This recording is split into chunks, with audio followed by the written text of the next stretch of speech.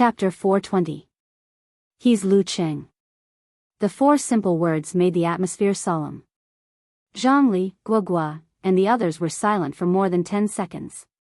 Look, this is the heavenly son of the age. Ji Lingxi was the first to come back to her senses. She smiled and looked at her companions. Then she turned to Yan Zhika and complained, when they heard Lu Cheng was coming, they were so excited and curious that they wanted to follow me home. They wanted to see what the heavenly son of the age looked like and see if he had 3 heads and 6 arms. So I'm a monster? Lu Cheng replied humorously. No. You're not a monster. You've been practicing martial arts for a year and a half and you're already at the top of the 6th pin. You're not a monster, you're a Superman. Zhongli smiled. He was relatively calm. He turned the dark brown Buddhist prayer beads in his left hand. Yes, a Superman. Han Jingqiao agreed with an exaggerated smile. In the end, he asked in confusion, Lu Cheng, why do I feel that you're a little different from the one on TV? What's different? Lu Cheng looked at Yan Zhika with a smile and found that she was just as confused as he was. It had only been 5 or 6 days since he last entered the broadcast. Guogua was a short and petite girl, but her facial features were quite imposing. At this time, she also muttered, it's a little different. The you on TV is more flamboyant. You have a kind of temperament that makes people not dare to look at you directly. I know what's going on. During a fierce battle, you'll definitely release your momentum to oppress and influence your opponent's mind.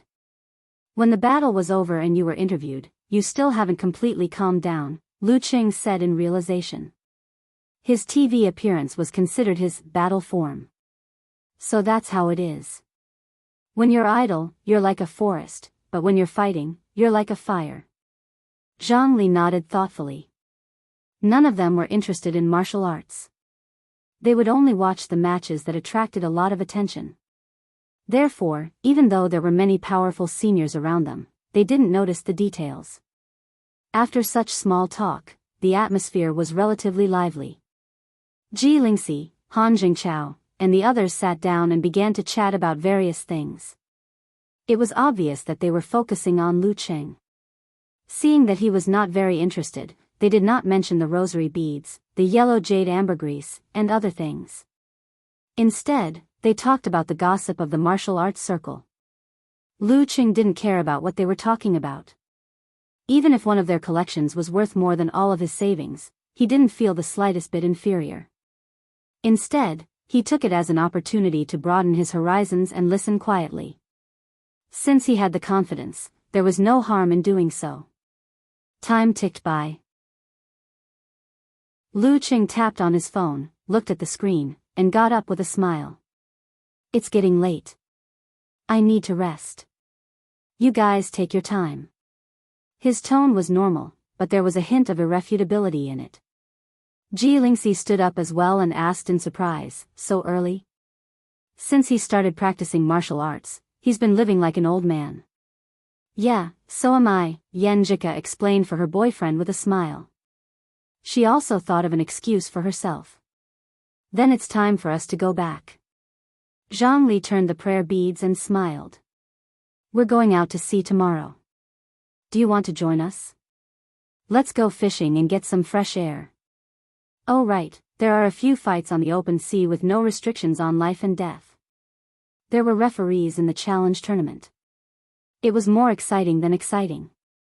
Some rich people privately organized underground challenge tournament in war-torn areas and on the open sea to satisfy their own desires.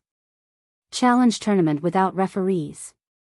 Even if no one died in the real fight, there would definitely be scenes of blood splattering everywhere and bones breaking, which would excite the beastly side of people. Of course, the fighters who were willing to make quick money in the challenge tournament weren't very strong.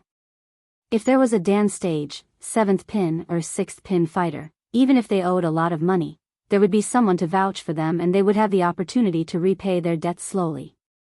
No need. Lu Cheng glanced at Yan Zhika and declined with a smile. Tomorrow, he would stay at home with Ku and massage her belly. He had left this day empty in his previously cancelled travel plan. Alright, I'll find you next time out at sea. With your listening skill, you'll definitely catch a lot of fish. Zhang Li didn't insist. He left the Ji family's old house with Han Jingqiao and Guo Guo and got into his SUV. He took off the dark brown prayer beads and put them on the gearshift. After a few seconds of silence, he asked, "What do you think? What do you think of Lu Qing? He's quite gentle, friendly, and introverted." Han Jingqiao rubbed his eye bags and answered seriously. "But don't you think his aura is very strong? It's the kind of feeling where you can do whatever you want and we can only listen obediently." Guo Guo frowned and said softly, that's normal. That's the confidence of a mighty one accumulated through countless victories. My mother was the same. She didn't need to get angry or speak loudly. As long as she decided something, I wouldn't dare to say a word." Han Jingqiao laughed at himself. Let alone a heavenly son of the era like him. Yeah. Zhang Li started the engine and started the car. Anyway, regardless of whether he can become a physical invulnerability expert in the future, I think he'll definitely become an inhuman, Han Jingqiao added.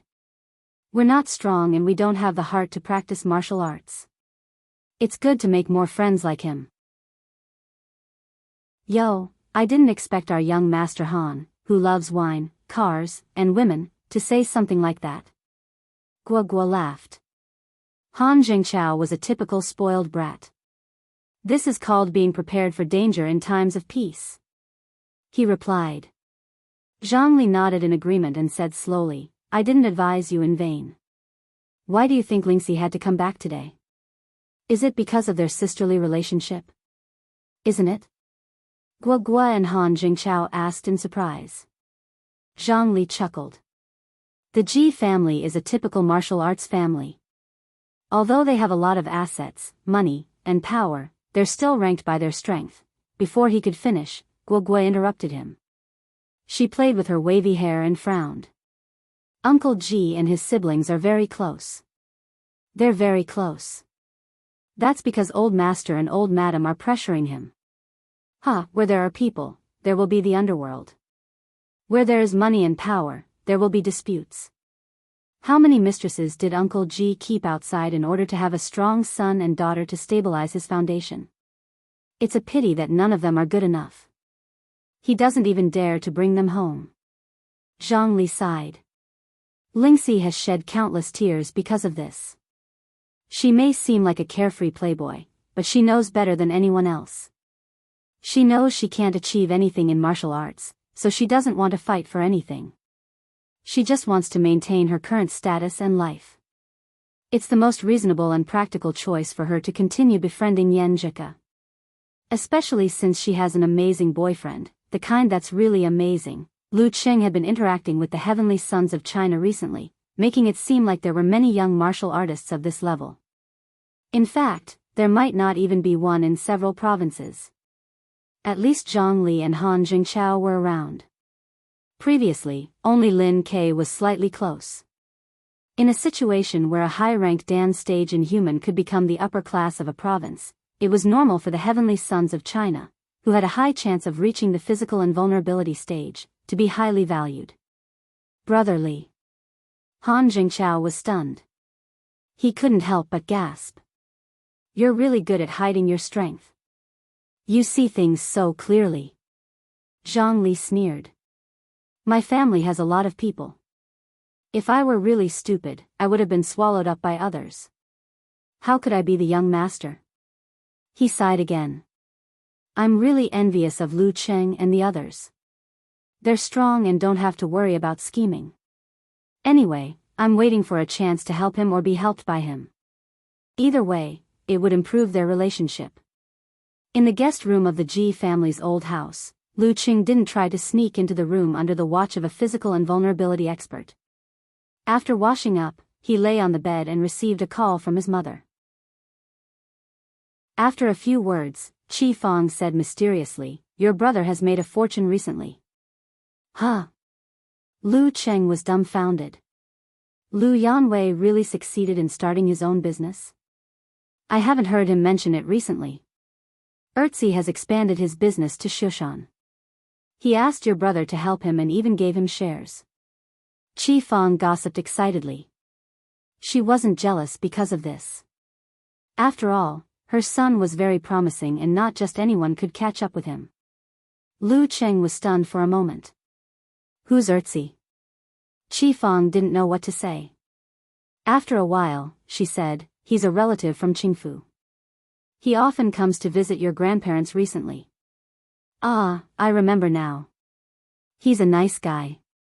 Lu Cheng said perfunctorily. He has no taste. How could he ask your brother for help? Look at how many things he has failed. Chi Fong insisted that Lu Yanwei didn't have the ability to start his own business. It doesn't matter. After all, we're not the ones who suffer losses. Lu Cheng laughed. That's true. Also, your dad got promoted recently.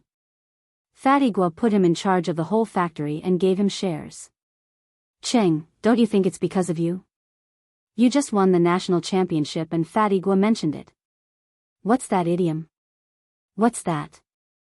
Chi Fong didn't know much about it. Icing on the cake. Lu Cheng helped his mother add, Fatigua is a nice guy. Didn't he help me in my hour of need back then? That's true. Anyway, if he really asks you for help, don't worry about us. Help if you can. Don't worry if you can't. Chi Fong said with concern. Yes, yes, yes. Lu Cheng replied with a smile. After the phone call ended and the surroundings quieted down, he sighed with emotion. After he won the national championship and gained the reputation of being the heavenly son of the age, everything around him was changing. It might have happened in the past, but it was definitely not as obvious as now. Without him saying anything, the fate of his relatives and friends had changed. Until now, Lu Cheng really understood what it meant to change one's status. Chapter 421.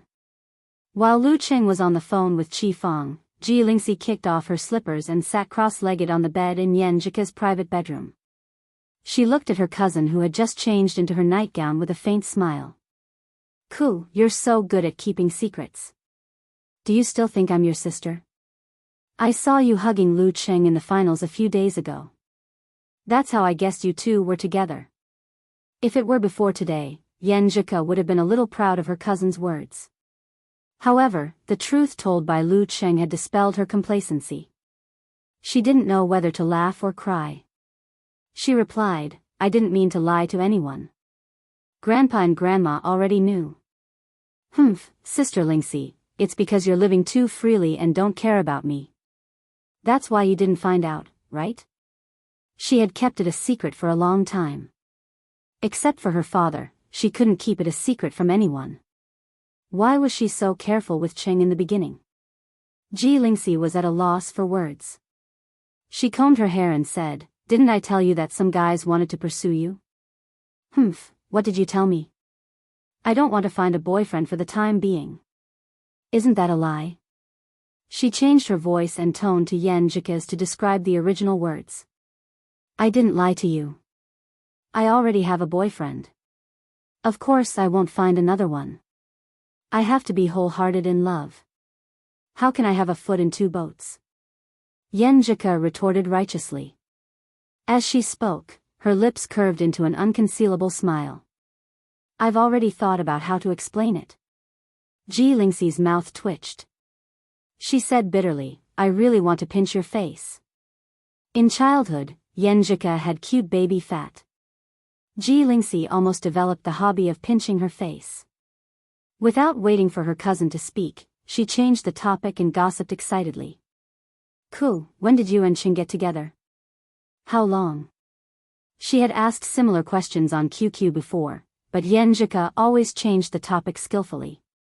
She didn't want to share her and Cheng's private affairs with others, even her cousin. Now, Ji Lingxi finally had a chance to interrogate her directly. Yan Zhika's eyebrows twitched. She pursed her pink lips and answered reluctantly, We got together on Valentine's Day last year. Speaking of this, she suddenly felt sweet and unknowingly added, He chased after me for a semester. Ayaya, I really want Ching to chase after me again. I didn't feel anything back then and didn't get to enjoy it properly. Valentine's Day last year? At that time, Lu Ching hadn't reached 9th pin yet, right? Ji Lingxi recalled the introduction she had read about Lu Ching.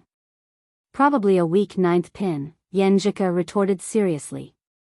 Ji Lingxi took a deep breath and furrowed her brows. She said in surprise, in other words, when you two got together, he was just a newcomer who didn't show any signs of becoming a heavenly son of the age at all? Cool, you have good taste. At that time, I didn't think that he would be so talented as to reach rank 6 so quickly. Yan Zhika rolled her eyes and bit her pink lips. She said, I just felt that he was silly and very attentive to me. Yes, very attentive. He was also very motivated and willing to work hard. Chatting with him and going through the challenge tournament with him were very interesting. That's why I fell in love with him. As she spoke, her tone gradually softened. Obvious sweetness and happiness overflowed between her eyebrows.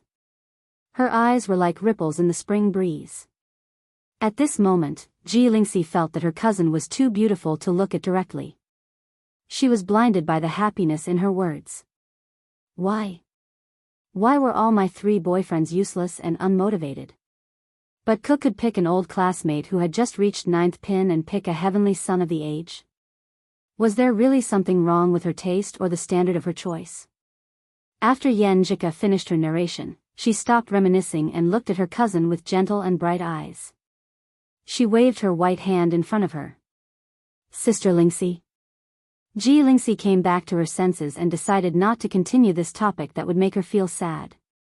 She chuckled and said, Ku, did I disturb you and Lu Cheng by calling you before? Yan Zhika was stunned at first, but then she understood. Thinking of the charm in the car, she couldn't help but blush and deny it. Of course not. Hey, I'm experienced. First love aside, I have at least 2 serious ones. When you picked up the phone, even as a woman, my heart skipped a beat. If it were a man, he would have knelt down and said, okay, I'll listen to you. I'll give you whatever you want. Ji Lingxi said. Ji Lingxi teased. She reached out and poked her cousin's collarbone. Besides, isn't there physical evidence? Yan Zhika looked down blankly and saw a red, obvious kiss mark on her delicate collarbone. Her collar was wrinkled with gauze and covered her collarbone in a refined and elegant manner. Even Lu Ching didn't notice that he had left a mark. It was only when she changed into her nightgown that everything was exposed. All of a sudden, Yan Zhika felt her face burning. She wished she could find a hole and hide in it. She had a subtle feeling of being caught red-handed in bed. She jumped out of bed in embarrassment and anger and ran to the dressing mirror. She took a selfie on her collarbone and sent it to Lu Cheng. It's all your fault. It's all your fault. My cousin saw it. Lu Cheng had just finished lamenting that the fate of his relatives and friends had changed because of him when he saw the girl's message. I was too excited just now. Ji Lingxi saw the whole process of Yan Zhika getting out of bed and taking a selfie. She suddenly felt a sense of loss. This was the kind of pureness and passion that only real first love had. Her first love, which was like a child's play, came to an abrupt end. It couldn't even be considered a first love. By the time she fell in love with him for the second time, she loved him so much that they hurt each other so much that they broke up in the end. By the time she had a boyfriend for the 3rd time, her heart had already aged. She thought more and did less.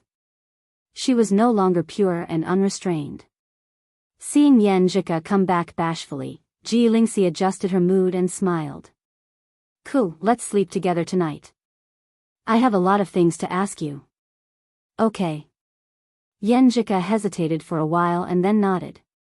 When Ji Lingxi went back to the bedroom to take a shower and change into her nightgown, she lay on the bed and buried her face in the pillow. She raised her legs and swung them. She had planned to calm down and get rid of the blush on her cheeks. However, she inexplicably recalled the passion by the river and the panic between them. Yan Zhika suddenly sat up and bit her lower lip. She picked up her phone and opened the search page. She seriously thought about the brand and model of the car she had driven before. Then, she bashfully typed a line of words in the search bar with a hint of a smile. Can the passenger seat of XXX car be flat? How do I do it? Click. The search results refreshed. Yenjika had just browsed a few when she suddenly received a message from her boyfriend. Cool, what's the brand and model of the car we just drove out of? Lu Qing asked with an emoji pushing up his sunglasses. Seeing the familiar question, Yenjika's face turned red again. She replied with 2 words, pervert. Pervert? Lu Qing looked at the inexplicable answer and scratched his head in confusion. I just thought that this car was good. It was fast and stable. If I need a car in the future, I can consider it. That's why I asked. How did I become a pervert? The next morning, Lu Qing temporarily put his doubts to the back of his mind. He got up on time, washed up, and went out. He found a corner in the spacious courtyard of the Ji family's old house. Breathing in the fresh air, he visualized the swordsman formula and the corresponding internal training methods of Frost Force and Zhu Rong Force. The injury on his arm would be healed by the end of May. Therefore, he was not in a hurry to practice his moves. Instead, he concentrated his qi and blood to comprehend the force concentration of the balance between ice and fire. In practice, he felt the experience of the yin and yang 2 forms that old Master Ji had shown him yesterday. The key to the inhuman level was the strengthening of one's willpower and the improvement of one's mental control over one's root pulp. Under the accumulation of internal training, one's body would show signs of supernatural abilities, and one's quality would change. However, this did not mean that one could enter the inhuman level seamlessly with supernatural abilities. Possessing certain characteristics due to this realm and possessing similar characteristics due to certain characteristics were completely different. They were fundamentally different. Lu Cheng's ice and fire supernatural ability came from the stimulation of the Jin Dan and the blending of power, which was different from his Frost Force and Zhu Rong Force. If he wanted to enter the inhuman level, he still had to follow the prescribed internal training and change his root pulp so that it was compatible with the martial arts instead of the Jin Dan. When the supernatural ability of ice and fire, Frost Force, and Zhu Rong Force were perfectly integrated, there would be no difference. That was one of the main conditions to enter the inhuman level. His chi and blood, spirit, and force all contracted and embraced each other in balance. Then, they quickly collapsed and rushed out. Lu Qing observed the subtle changes in his body, looking for the traces of the changes of yin and yang, ice and fire. Unknowingly, the sky was bright and the sun was piercing. Lu Qing put away his stance and exhaled a mouthful of foul air, ending the morning training. His physical qualities were not at the level of the top 6th pin. How could he enter the inhuman level in one step? Calming down, Lu Qing returned to the house and met Ji Jianzhang and Dou Ning, who had also returned from training. They nodded in satisfaction. After breakfast, Ji Lingxi went out to sea to play. Yenjika's stomach started to hurt, so she went back to her room to lie down. Lu Qing went to sleep beside her and rubbed her stomach with his warm hands. Yenjika felt the familiar support and the care to relieve the pain. She felt that the pain was not so bad. Sneaking a glance at Lu Qing, she suddenly recalled what her cousin, Ji Lingxi, had said last night. "Ku, are you still going abroad?" "Yes." "Are you willing to give up your Lu Qing? Are you not afraid? Are you not afraid of problems?" "I believe in him and I believe in myself." "Then enjoy it. There is only 1 year and 3 months left." Hearing this, Yenjika's mood inexplicably darkened. She couldn't help but lean closer to Lu Qing. "There is only 1 year left. I have to cherish every day with Qing." After the pain of the first day passed, Lu Qing and Yenjika had a good time in Lin Ning with their tour guide, Ji Lingxi. On the afternoon of the 4th, they set off on their return journey. In the past few days, except for her aunt who went to Shushan study to take care of Lin Kei, Yenjika's uncles, Ling Feng and Ling Yun all had excuses to not come back. When they returned to campus, Lu Qing and Yenjika's life was once again fulfilling. Every day, they had to work overtime to make up for the classes they missed. Fortunately, during the national competition, they rarely went out. After watching the videos of their opponents, they spent most of their time studying. Finally, they caught up with the progress before the final exam and were confident about their grades. After the last exam, Yenjika was about to wait for Lu Cheng when the class monitor told her to go to the school office. "Cheng, I'm going to the lower house office. Wait for me after the exam." She sent a message with her dimples. Then she followed the class monitor to the dean's office and saw 3 classmates who were in the same training program as her. When the dean saw that everyone was present, he crossed his arms and coughed. Ivan University has made a request. They hope that the training program can be advanced by 1 year and you can go there in your 3rd year. This way, you can adapt better and learn better. The school has thought about it and thinks it's a good idea. Seeing the dean's mouth open and close, Yenjika didn't hear the rest of his words. There was only one thought echoing in her mind. 1 year ahead, 1 year ahead. Chapter 422. 1 year in advance, 1 year in advance. At this moment, Yenjika didn't feel happy at all. Instead, she felt flustered and sad, as if she had been diagnosed with a terminal illness. At the beginning of May, when Ji Lingxi asked her if she still insisted on going abroad, her answer was firm and resolute. However, when everything happened in advance, she suddenly felt the strong reluctance in her heart. She had promised to go drifting with Cheng during the summer vacation, to go to the northern lands to see the aurora in January next year, to spend her and Cheng's 21st birthday together, to go to Yuanyang Mountain to ask for the lock of love on their 2nd anniversary together, to announce their relationship after meeting his parents, to stick together every day, and to whisper sweet nothings to each other. She thought too much, promised too much, and had too little time. Bring the materials. I just mentioned here as soon as possible.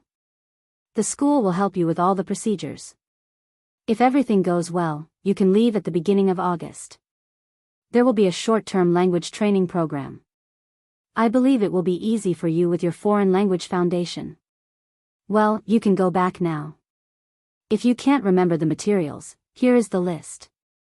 The dean stroked his increasingly precious hair tenderly. Early August? It's the end of June. That means there is only 1 month left. In 30 days, I will be separated from Cheng. I can only see him 2 or 3 times a year. Yenjika suddenly felt breathless and her heart tightened. She endured the sudden throbbing, took the list blankly, and followed the students in front of her out of the dean's office. Yenjika? Suddenly, she heard a slightly shrill voice. Yenjika came back to herself and looked up at Huang Shiwen. Huang Shiwen was the one who had received the same training quota as her. Huang Shiwen was the one who had called her just now. What? Yenjika responded blankly. What were you thinking about? I said, when we get there, we can live together, okay? We know each other and are classmates. We can take care of each other. Huang Shiwen complained and repeated what she had just said. Her chubby face washed away her gorgeous features, making her easy to get close to. The 2 boys beside her were also discussing the same thing. Yenjika was a girl who would never cry when she was sad. She was used to keeping all kinds of negative emotions in the bottom of her heart and not letting them out. When Huang Shiwen finished, she had already controlled herself and answered with a faint smile, okay, if there is no other arrangement at home. They were all classmates and didn't lack each other's contact information. Without saying much, they parted ways in front of the school building, each with their own business. On the way to the basic teaching building, Yenjika wandered under the shade of the trees, tasting the reluctance and nostalgia in her heart. She had been gone for at most 5 to 6 years, or at least 3 to 4 years. She had been gone for more than 1,000 days and nights, longer than the time I had spent with Cheng. There were many accidents, many coincidences, many tests, and many suspicions. If she was not careful, her feelings would be fragile and dissipate. Even if I don't go abroad, I can still study deeply, share the Empress Dowager's worries, and do whatever I want in the field I like. Wouldn't it be nice to be with Cheng every day, accompanying him as he climbed to the peak of martial arts, sharing his pain and suffering, feeling his happiness, anger and sadness, and watching each other grow old bit by bit until the end? But if I really give up, I will regret it for the rest of my life. I will feel that my years of effort have been wasted. I will feel that my personality is no longer complete and I will become Cheng's accessory, dream or love.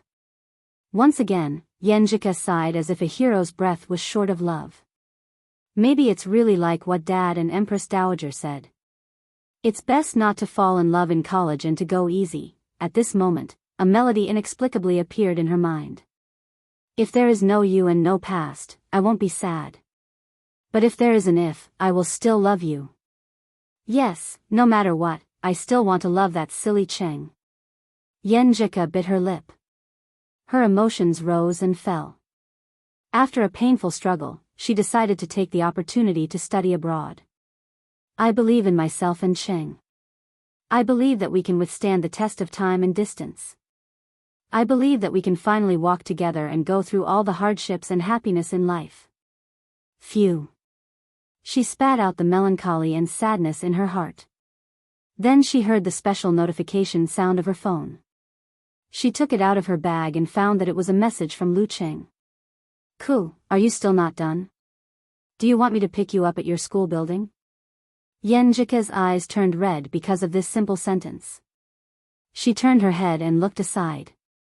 After a while, she replied with an expression that looked like she was crying and laughing at the same time. I'm done. You stand there and wait for me. Her fingers paused in the middle of typing and then she pretended to type the last few words. I'll pick you up, okay, the usual place. Lu Cheng replied with a silly smile. At this moment, his phone suddenly rang. It was from his mother. Hello, Cheng. Have you finished your exams? How do you feel? Chi Fong asked about his studies out of habit. Just right. Not bad. Lu Cheng couldn't find any other words to describe it. His grades were probably above 60 or 70. He probably didn't fail any subjects. Chi Fong didn't really care about her son's studies. After a short sentence, she asked the key question. When will you come back? Have you booked the tickets? She lowered her voice and said excitedly, Cheng, why don't you bring that classmate of yours home and let Mom and Dad meet her? It's that Yenjika. You two are destined to meet. High school classmate, college classmate, martial arts club teammate. After defeating Shanbei in the finals, Yenjika and Lu Cheng hugged each other passionately and almost kissed each other, which blinded a group of single dogs. At the same time, it also exposed their relationship in front of Lu Jisheng and Chi Fong. That night, during their daily call, Lu Cheng witnessed his mother's ability to gossip and was bombarded for a long time. After her son finally grew up and had a wife, he almost forgot about his mother. Chi Fong was quite satisfied with Yenjika, who was very good in all aspects. Plus, they were from the same hometown, so she was more satisfied with them. She kept urging her son to bring his girlfriend back and let them meet her. To be honest, if her son didn't win the national championship and was called the heavenly son of the age, she felt that she would be more nervous. She was worried that her son didn't deserve her daughter-in-law and that they would fall in love in the future. Yes, that's right, that's a phrase she just learned from TV. Mom, I've told Ku that I'll bring her to our house when I'm free when I'm back in Shoshan. Lu Cheng didn't specify a specific day because he still wanted to abduct Ku and try to find a place to go on a trip with her before they returned to Shoshan. Okay. You have to tell me in advance. I have to go grocery shopping and prepare a welcome gift. Chi Fong rambled on. Suddenly, she remembered something. Come to my door, come to my door. Oh, last summer, didn't Han Er's wife say that a very beautiful girl came to our neighborhood? I wonder whose girlfriend she is. Cheng, tell me honestly, it's Yenjika, right? She's here for you, right? Yes. Lu Cheng wiped his cold sweat and admired his mother's memory of gossip. Of course, he also had a deep impression of this matter because it was the first time in his memory that he saw and felt the beautiful body of a girl in real life. Moreover, it was the body of his beloved girl. You two were together at that time? Chi Fang's voice suddenly rose. You're all grown up now, aren't you? You hid it from me for almost a year. Mom, I was wrong. I wanted to tell you after my relationship with Ku had been confirmed. Lu Cheng's apology came naturally to his mother. Practice made perfect. Chi Fang wasn't angry. She pondered for a moment and said, I told you that you look very smart in your clothes for more than a year. Fortunately, her son dared to bring his girlfriend home secretly after he went to college, unlike the others who were caught fooling around at home in junior high or high school. After chatting for a while, Lu Qing hung up the phone and saw Ku walking quickly toward him. She was dressed in a t-shirt, denim shorts, and white sneakers, which showed the youthful look of a student. What are you going to do in the institute? Lu Qing asked with concern. Yan Jika pursed her lips and lowered her eyebrows. She smiled and said, there are some changes to the training plan. I'll tell you after it's confirmed. Who were you talking to on the phone? My mom. She urged me to take you home to meet my parents. Lu Qing raised his eyebrows and smiled deliberately. He muttered in his heart, some changes? What changes? He always paid special attention to Coach Yan's affairs. Yan Jika, who wanted to say something coquettishly, opened her mouth a few times and only said 3 words with a smile, okay. Aren't you nervous? Lu Qing asked in surprise. Yan Jika was amused. She stared at him and said, it's because you keep telling me that your parents are very nice and satisfied with me. I'm not nervous. You're right. It's good that you're not nervous. Lu Qing asked with expectation, then when do we go back? How about we find a place to hang out for a few days and have a date? Yan Jika raised her eyebrows and looked at him deeply. She took the initiative to suggest, well, let's hang out in Songqing for a few days. There were too many memories of her and Qing here. Okay, I'll make a guide later. Let's see what's worth playing and eating in Songqing. Lu Qing didn't really care where they went. What was important was to be with his little fairy. Yan Jika tilted her head and outlined her dimples. She waved her hand, happily, let's go to the aquarium in the afternoon. We've been talking about going but we've missed it. Speaking of this, she laughed and said, how much do you remember about marine biology? I've almost forgotten. Lu Qing deliberately covered his face and sighed. Yan Jika laughed and said, that's good. Otherwise, I'll look very ignorant. I'll go back and change my clothes and wipe my face first. I have to take my date with Qing seriously. Infected by his girlfriend's unexpected excitement and joy, Lu Qing was in high spirits. After returning to the dormitory, he quickly packed his luggage and waved goodbye to Zhao Cheng, Kai Zhongming, and the others. It was cool today, not as hot as a few days ago. Lu Qing waited for a while and saw Yan Jika coming out with a suitcase. She had changed her clothes. She was wearing a white cotton skirt, a pink jacket, a pair of cute canvas shoes and skin-tight stockings. Her face was covered with light makeup, which made her already beautiful face even more radiant. This was how she looked when she invited Lu Qing to the aquarium in March last year. Lu Qing was really amazed at that time and had a deep impression of her. After taking the suitcase, he said with confusion and amusement, Ku, are you going to relive the past? You still remember? Yan Jika asked in surprise.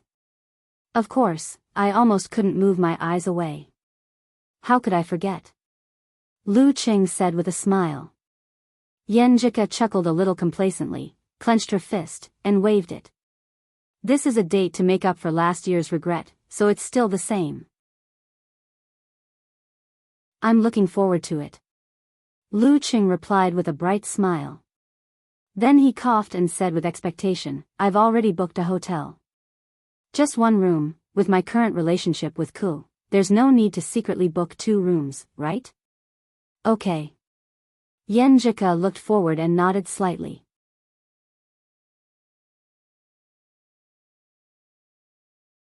Chapter 423. Lu Qing was overjoyed to hear his girlfriend's affirmative answer. He quickened his pace and felt that they had made a breakthrough in their relationship. He didn't continue to mention the accommodation because he didn't want to aggravate her shyness. Instead, he started to ponder.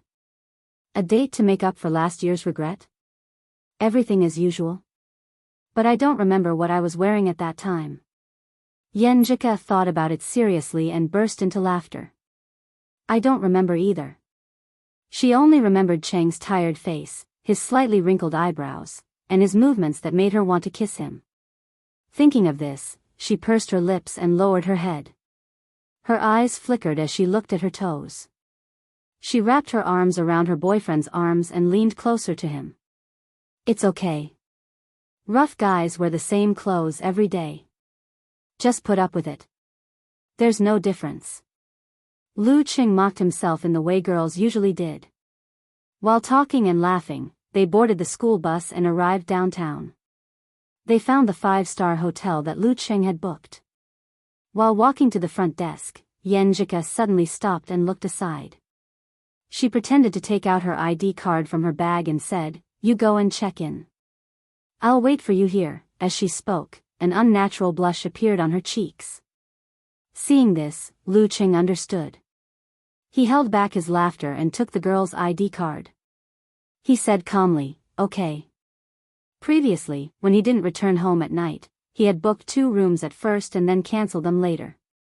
Moreover, he had always appeared alone and asked Ku to face the front desk with him. Just one room was indeed difficult for a shy girl like her. Well, after a few more times, she would get used to it. Now, she would leave it to a thick-skinned boy. Hee. Putting down their luggage, Lu Qing came to the front desk and handed over their ID cards. "We booked it online." The girl at the front desk looked up at him and was suddenly stunned. She blurted out, "Lu Qing? You know me?" Lu Qing asked in amusement. "Yes."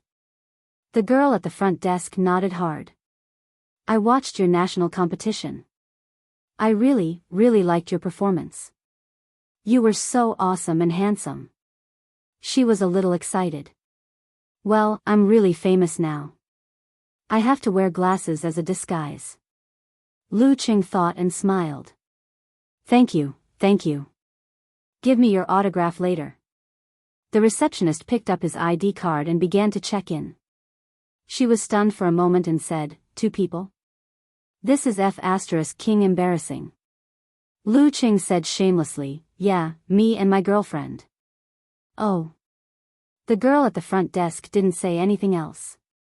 She quickly made a copy of his ID card and completed the check-in procedures. In the end, she handed the form to Lu Qing and said, "Sign your name here. Also, sign your name on this piece of paper for me. For you shall we." After he was done, Lu Qing took the room card and returned to Yenjika. 1506. Yenjika looked at the receptionist curiously. "What were you talking about?" "The girl at the front desk has watched the nationals and knows me. She asked me for an autograph," Lu Qing answered honestly. Yenjika froze for a moment, her face turning bright red at a speed visible to the naked eye. She hurriedly turned around and said shyly to the door, I don't live here anymore." The first time she shared a room with Cheng, she met his fans. I am too ashamed to meet them. If I had known, I would have checked in alone and let Cheng sneak into the room." "What are you afraid of?" "We are perfectly justified." Lu Qing comforted her with a smile. "We have already gotten the room card. Others have already begun to think what they want. Just let them be." Yenjika had the mentality to throw away everything. She restrained her emotions and followed her boyfriend to the 15th floor, putting their luggage in the room. "What are we having for lunch?" Lu Qing looked at the cloudy sky outside the window and asked. Their exam was the first round, which ended at 10 o'clock. It was only 12 o'clock now. Yenjika didn't think, as if she had already thought of the answer. "Spicy crab on the tripod. The one where we had our first date." How could Lu Qing forget this? "Yeah. I want to reminisce." Yenjika nodded cutely. After a little tidying up, they went out hand in hand and took a taxi to the place where they had their first date last year. Luckily, the door was still open. Lu Qing looked at the sign of spicy crab on the tripod and felt happy. For the place that carried his beautiful memories, he definitely hoped that it would stay there forever and never change. So did Yenjika. Her dimples deepened and her smile became sweeter. When they entered the restaurant, the waiter was just about to greet them. Before he could say anything, Lu Qing saw the price tag and said quickly, "2, the one that costs 199 yuan, 12 crab, hand-fried noodles, shrimp dumplings, beef." The waiter was stunned for a few seconds and said, please slow down. "I'll remember it." "Shouldn't you order the crab first and then check the other options on the menu after sitting down?" Yenjika couldn't hide her smile. These were all the dishes they had ordered on their first date, but the quantity was more than double. Qing still remembers. Her eyes softened and she deliberately said jokingly, "Wow, you're getting better at answering first." Hey, they're all the dishes we ordered last time." Lu Qing led Ku to a seat and sat down. "You still remember?" Yenjika rested her chin on one hand and looked at him with bright eyes. Lu Qing chuckled and said, "At that time, I observed what you liked to eat and what you didn't like to eat, so I had some impression of the dishes you ordered. At first, it was a little vague, and I only had a vague memory of it. Now that I am here, I remember it." Listening to her boyfriend showing off, Yenjika's eyes welled up with tears. She quickly turned her head to the side and held back the throbbing in her heart. After a few seconds, she changed the topic and said coquettishly, "I also paid attention to what you didn't like, but you didn't eat anything. This shows that I'm easy to take care of. I eat whatever I'm given." Lu Qing smiled and praised himself. Well, if little Ming was opposite, he would probably say, "Do you eat sh*t if I give you sh*t? But Ku would definitely not do that. "Then I'll give you the leftovers in the future." Yenjika tried to make her tone light. As usual, the two ate to their heart's content. Their appetite was so big that they ordered 2 more dishes. The waiter was stunned. He saw the boss and insisted on giving them VIP cards. In such a mid-priced restaurant with no luxurious dishes, the two of them could eat more than 3,000 yuan. No matter where they were, they could get the VIP treatment. After finishing their meal, Lu Qing and Yenjika walked along the route of their first date. "Qing, do you still remember where you held my hand?" the girl asked with great interest. Lu Qing seriously recalled and said with self-mockery, "I didn't pay attention to where we were and where we were. My mind was full of whether to hold your hand, how to hold it, and whether you would shake it off. When we really held hands, I was so excited and happy that I forgot the directions. I only had you and your hand in my heart. It was like walking on clouds, so light that I wanted to fly." Yenjika pursed her lips and rolled her eyes. She seemed to really feel her boyfriend's state at that time. It was as if a sudden joy hit her heart. She turned her head and looked at the side of the street. She was actually a bit shaken by the decision she made in the morning. "What about you? Do you still remember where we tied the knot?" Lu Qing asked in reply. Yenjika rolled her eyes and pouted. "If you don't remember, how can I remember? At that time, I was very nervous. My mind was on your hand that kept leaning towards me.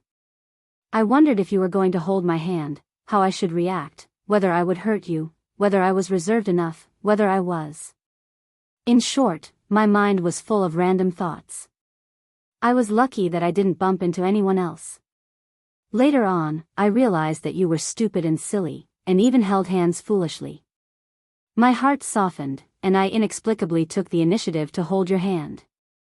Speaking of this, both of them completely recalled the naivety, ignorance, sweetness, and passion of that time. They smiled at each other and raised their hands that had been intertwined since they came out of the meal. Although they didn't have the mentality of not knowing where to go when holding hands, they held hands more calmly and firmly. There was a faint sense of permanence. In this way, the two walked side by side on the street, warm and sweet. "Do you remember that we bought a fresh cream cake here?" Lu Qing smiled and pointed at the sign of Mimi bread. Yenjika bit her lip and chuckled. Not only do I remember that, but I also remember that someone lied to me. Ah. Lu Cheng was at a loss. Someone told me that the fresh cream cake here was not so sweet and was suitable for me. He said he found it on the internet. Yenjika hummed. The sweetness was just right, but I couldn't find this shop on the internet. Lu Qing suddenly realized what was going on. He smiled embarrassedly. I came here to check it out and try it. At that time, didn't you say that you still need to adjust your mentality and not fully prepared? I was afraid that if I said it, it would be like forcing you to be moved and giving you too much pressure. Before he finished, Yenjika's eyes were already red and rippling. She suddenly took a step forward and threw herself into his arms. She hugged him tightly and buried her face in his shoulder. What's wrong? Lu Cheng was startled. Yenjika tried to hold back her tears. Can't I be moved? Hee hee. Lu Qing stroked the girl's glossy black hair and smiled contentedly. It was always a joyful thing to get a response for one's efforts. Let's buy another fresh cream cake later and eat it together tonight. After a while, Yenjika withdrew from Lu Cheng's arms and her expression returned to normal. Okay. Lu Qing pulled her into the bakery. After buying the cake, they took a taxi to the ocean aquarium. This time, there was no unexpected situation to interrupt them. Look, this is a starfish. After tearing it into pieces, each piece can become a new starfish. Lu Qing pointed to a creature behind the glass. Yenjika was surprised. Didn't you say that you had almost forgotten your marine biology? When I was waiting for you, I crammed it again. Lu Qing answered complacently and pointed to a kind of marine creature. It is, damn it, I forgot. I failed to show off and became a clown. Haha. Yenjika covered her mouth and laughed until tears came out. After a long time, she wiped her eyes and said, there should be an introduction beside it. If you really can't find it, I'll allow you to search it on your phone, commentator Lu. They laughed and laughed until the aquarium was closed. They found the restaurant where they had their second date and enjoyed dinner. Lu Qing pretended to go to the bathroom and went downstairs to buy a bouquet of flowers as usual. Beauty, you dropped something. He put his left hand behind his back and smiled at Yenjika. Familiar lines and familiar scenes. Yenjika opened her mouth little by little and her eyes were covered with tears. She forced a smile. Flowers? Yes, you dropped it. Lu Qing bowed slightly like a gentleman and handed the flowers to the girl. Yenjika held the flowers and quickly closed her eyes, pretending to smell the fragrance. After a long time, she looked at Lu Qing and said, but I dropped something else. What? Lu Qing asked with a smile. Yenjika's eyes flashed like water. She pursed her lips and turned her head. Boyfriend. Lu Qing burst into laughter and directly sat next to the girl. Their fingers were intertwined. While he was happy, he inexplicably felt that Ku was a little clingy today. After dinner and a walk, Yenjika and Lu Qing returned to the hotel with the flowers and cake. The light in the room was dim. Outside the window, there was a river of stars. It was quiet and private. Lu Qing, who had shared a bed many times, couldn't help but think as if he was looking forward to something. At this moment, Yenjika put the bouquet on the table and sat on the edge of the bed. She touched her calf and stomach and said softly, I feel so sore when I walk. Cheng, come and help me massage my feet. Pinch my legs. This was a common thing between the two of them, so there was nothing strange about it. However, as she spoke, she suddenly blushed. Unable to hide her shyness, she lowered her head and looked at her right hand that was supporting the bed. Her right hand was as beautiful as a budding flower. Lu Cheng's heart skipped a beat when he heard this.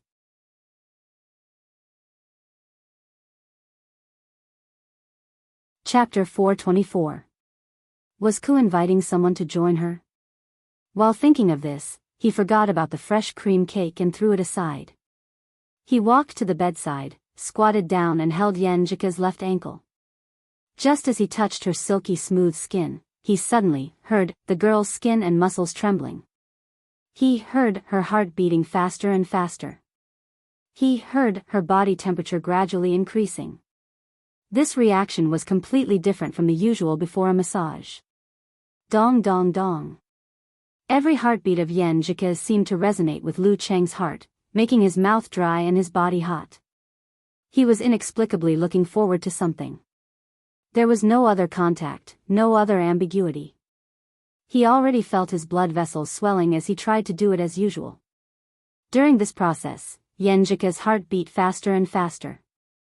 Lu Cheng held his breath, feeling that he was about to turn into a werewolf. Dong dong dong. The slightest provocation was like the last straw that broke the camel's back, like the call from the little fairy, like the starting gun. Lu Cheng suddenly lost control and lowered his head.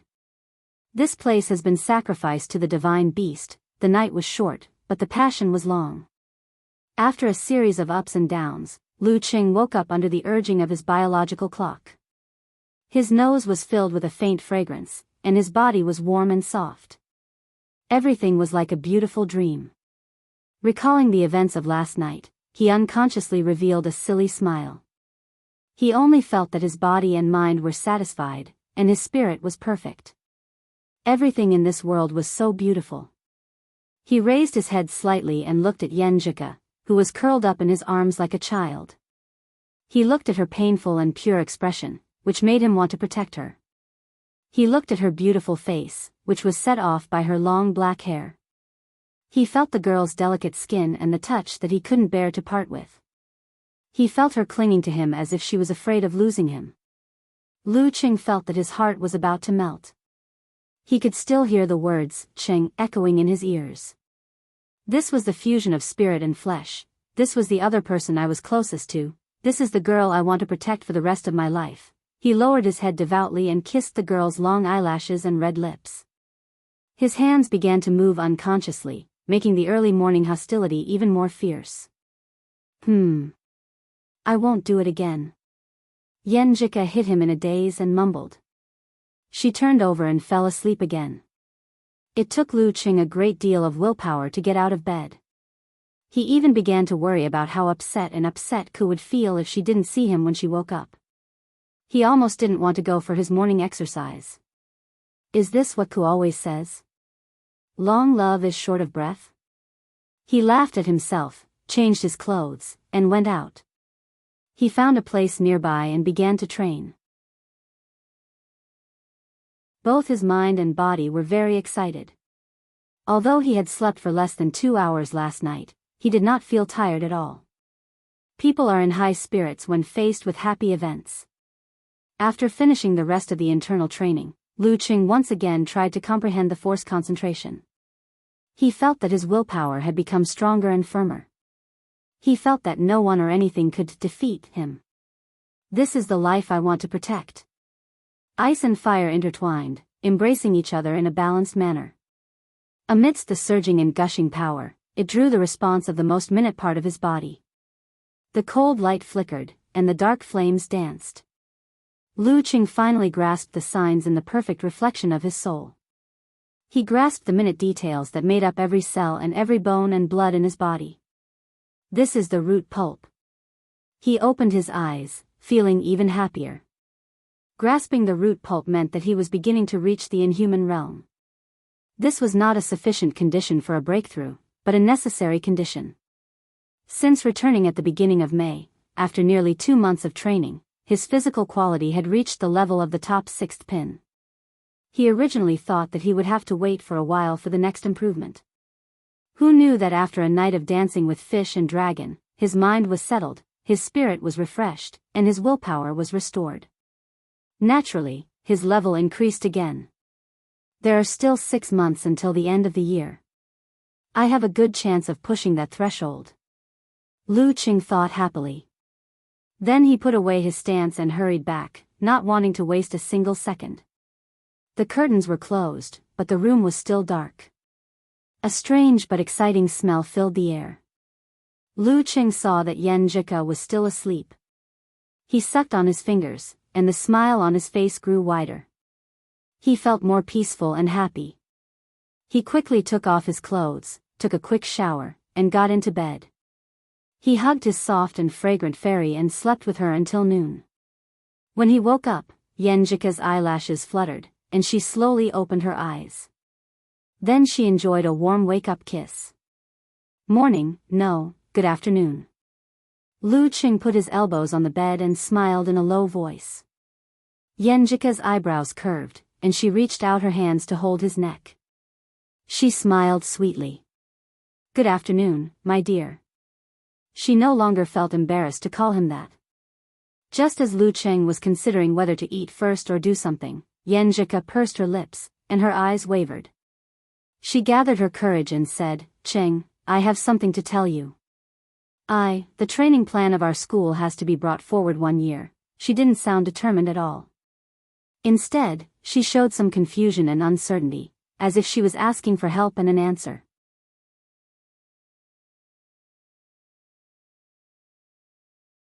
Chapter 425. Lu Qing, whose mind was filled with sweetness and happiness, couldn't digest what Yenjika had just mentioned. He was momentarily at a loss.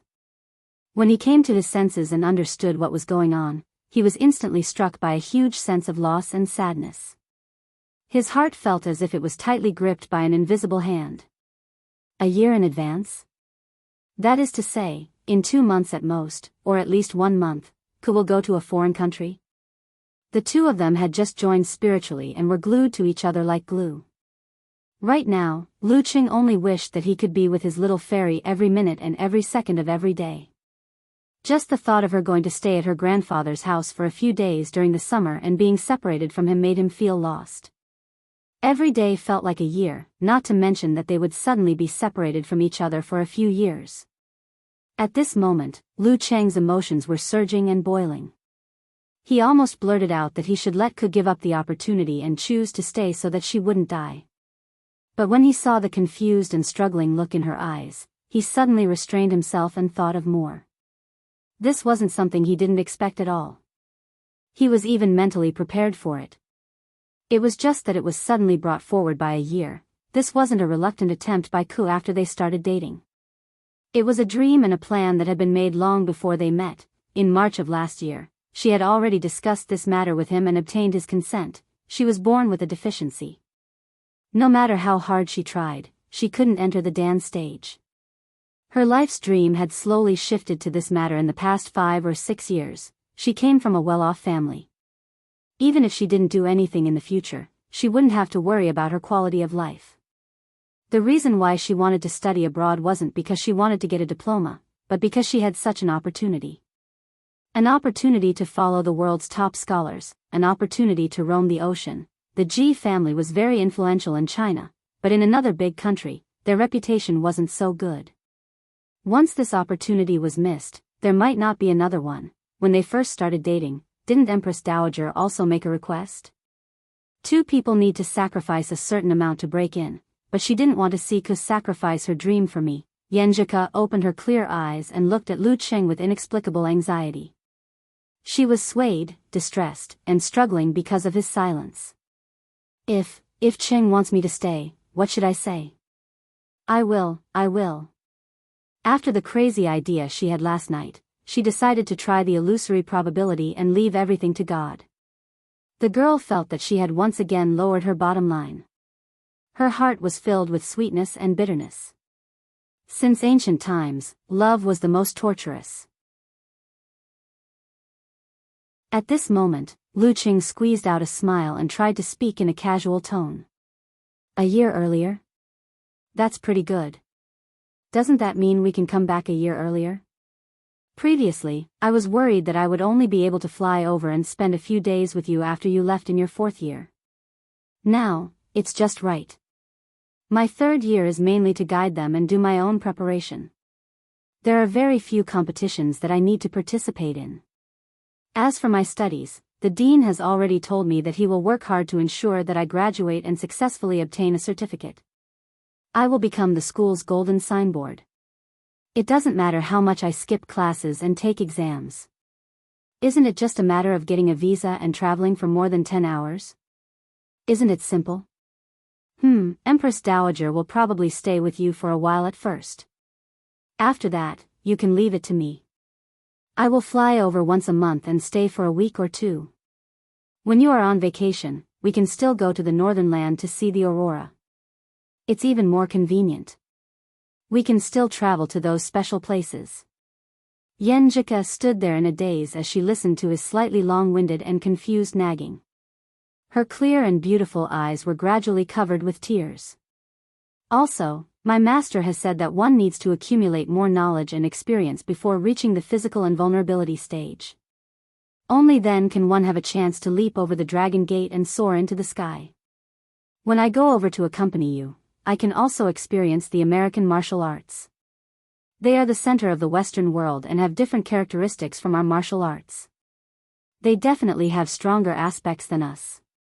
Before Lu Qing could finish his words, Yenjika suddenly propped herself up and hugged him tightly. She buried her face in his well-defined chest and said in a choked voice, "Qing, I don't want to go. I don't want to leave you. Qing." Qing, her voice was like a reenactment of their first meeting. Lu Qing's heart completely softened and almost melted. He took the opportunity to lie down and let the girl lie on his body. He reached out and stroked her hair that was slightly messy due to the sweat from last night. He smiled gently and said, "Silly girl, you really don't want to go?" The more sad and sentimental she was, the more she wouldn't cry. When Yenjika raised her head, she had already held back the throbbing of crying. Her pink lips moved a few times, but she couldn't give a definite answer. That master was very old. It was said that his health was getting worse year by year. If they missed this opportunity, not to mention whether he would still be alive, there would most likely be no more opportunities. Once such a situation occurred, the outstanding disciples he taught would definitely set up their own schools due to their differences in academic knowledge. There would no longer be such a holy land where so many top scholars gathered. Go. I hope you can become better and better with me, instead of sacrificing yourself.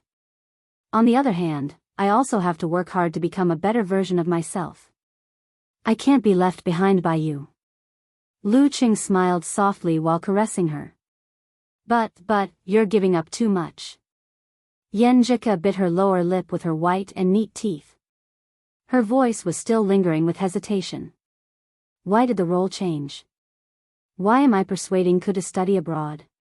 Lu Qing smiled bitterly and answered seriously, two people are going to spend a lifetime together. How can we be entangled with who gives more and who gives less? Besides, you also have to give. Every time you have a holiday, you have to come back and accompany me. Every day, you have to insist on saying a few sweet words to me. When you encounter a problem or feel vulnerable, don't hide it from me. Tell me and I'll fly over immediately. After knowing that Yenjika was going to study abroad last year, he had been reading similar posts and summarizing other people's gains and losses. That was why he could say such words. Yes. I promise, I swear. Yenjika breathed a sigh of relief as if she had finally found the answer. She stopped struggling and pursed her lips, nodded, and cutely raised 3 fingers. Lu Qing turned back and scratched her cute nose. He smiled slightly and said, "You see, I have the ability and free time to fly over to see you at any time. I can accompany you for a few days, or even a dozen days, or even every month. Absence makes the heart grow fonder.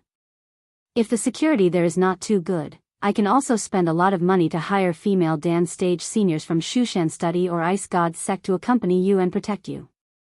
And you can come back at least twice a year, or even more. In this way, the test of time and distance will be minimized. I read a book before. There's a very reasonable sentence in it. All the fear of a long-distance relationship is the hatred of one's own powerlessness." Speaking of this casually, he smiled and his eyes became firm. "Let me say something that may be a bit boastful. I've worked hard to improve my martial arts to reach my current level. Apart from my love for martial arts and my desire to compete with my idol, Isn't the more important reason why I want to make the difficulties between us no longer be difficulties one day? Isn't it so that I can reduce the influence of various methods in the face of challenges and not be powerless? This is the true meaning of protection. If your girlfriend is abroad and you have money and time, but you are not willing to spend time to visit and maintain your relationship, no matter how well you say it, it's just to move yourself. That's all. Yenjika listened with drunken eyes. As soon as Lu Qing finished speaking, she crawled up, lowered her head, and pressed her moist lips on Lu Cheng's. Sticking out her tongue, they tangled intensely. Because she was not wearing underwear, her body was exposed when she moved. Lu Qing caught a glimpse of her from the corner of his eye. The beautiful scene of red and white was reflected in his mind and ignited his blood. As they kissed, Yenjika suddenly paused and hit Lu Qing shyly. "You pervert, when I'm so moved, you can. She was too embarrassed to finish her sentence. Lu Qing could only laugh dryly and say, "I can't help it, pft." Yenjika burst into laughter. Her previous haze was gone. She propped herself up slightly and looked at Lu Qing with her charming eyes. She suggested softly as if she had made up her mind. "Qing, let's get married, ah." Lu Qing was dumbfounded and confused. He asked back, "Are you proposing to me?" "Yes." Yenjika nodded like a chicken pecking rice. Lu Qing came to his senses and looked at Yenjika, who was serious. He asked again, "Really? This is not a joke. This is not a drill?" "Yes." Yenjika's eyes were gentle and her smile contained both determination and impulse. She counted with her fingers and said, "First, we are both 18 years old. We are adults and can get married. There is no such thing as late marriage and late childbirth in China. Second, our household registers are in school. Before the holidays, we can borrow them." Yenjika said tirelessly. Her dimples deepened as if she was brewing a jar of wine. Lu Qing was drunk even before he drank. The girl took a breath and blushed. She looked at Lu Qing shyly but firmly. "Third, I'm not forcing you to do anything or wait for me. I'm just making a promise. I can protect myself until the end. I want to tell you that I've made up my mind. I'm willing, you're the only other half in my mind. I'm willing to marry you. I want to be your husband and wife. I'm willing too." Before Yenjika asked, the emotional Lu Qing said, "Then let's go back to school now and find an excuse to borrow our household register. Then go buy a ring. How can we not have a ring when we get married, yes?" Yenjika's eyes were covered with mist. She nodded briskly. "This has nothing to do with other things. It belongs to the two of us, Qing and Ku's wedding. How can one not be impulsive and crazy in their youth?"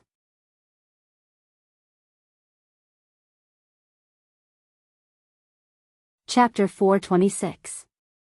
After eating the cake and desserts they bought last night, Lu Qing and Yenjika walked out of the hotel hand in hand and took a bus back to the old campus.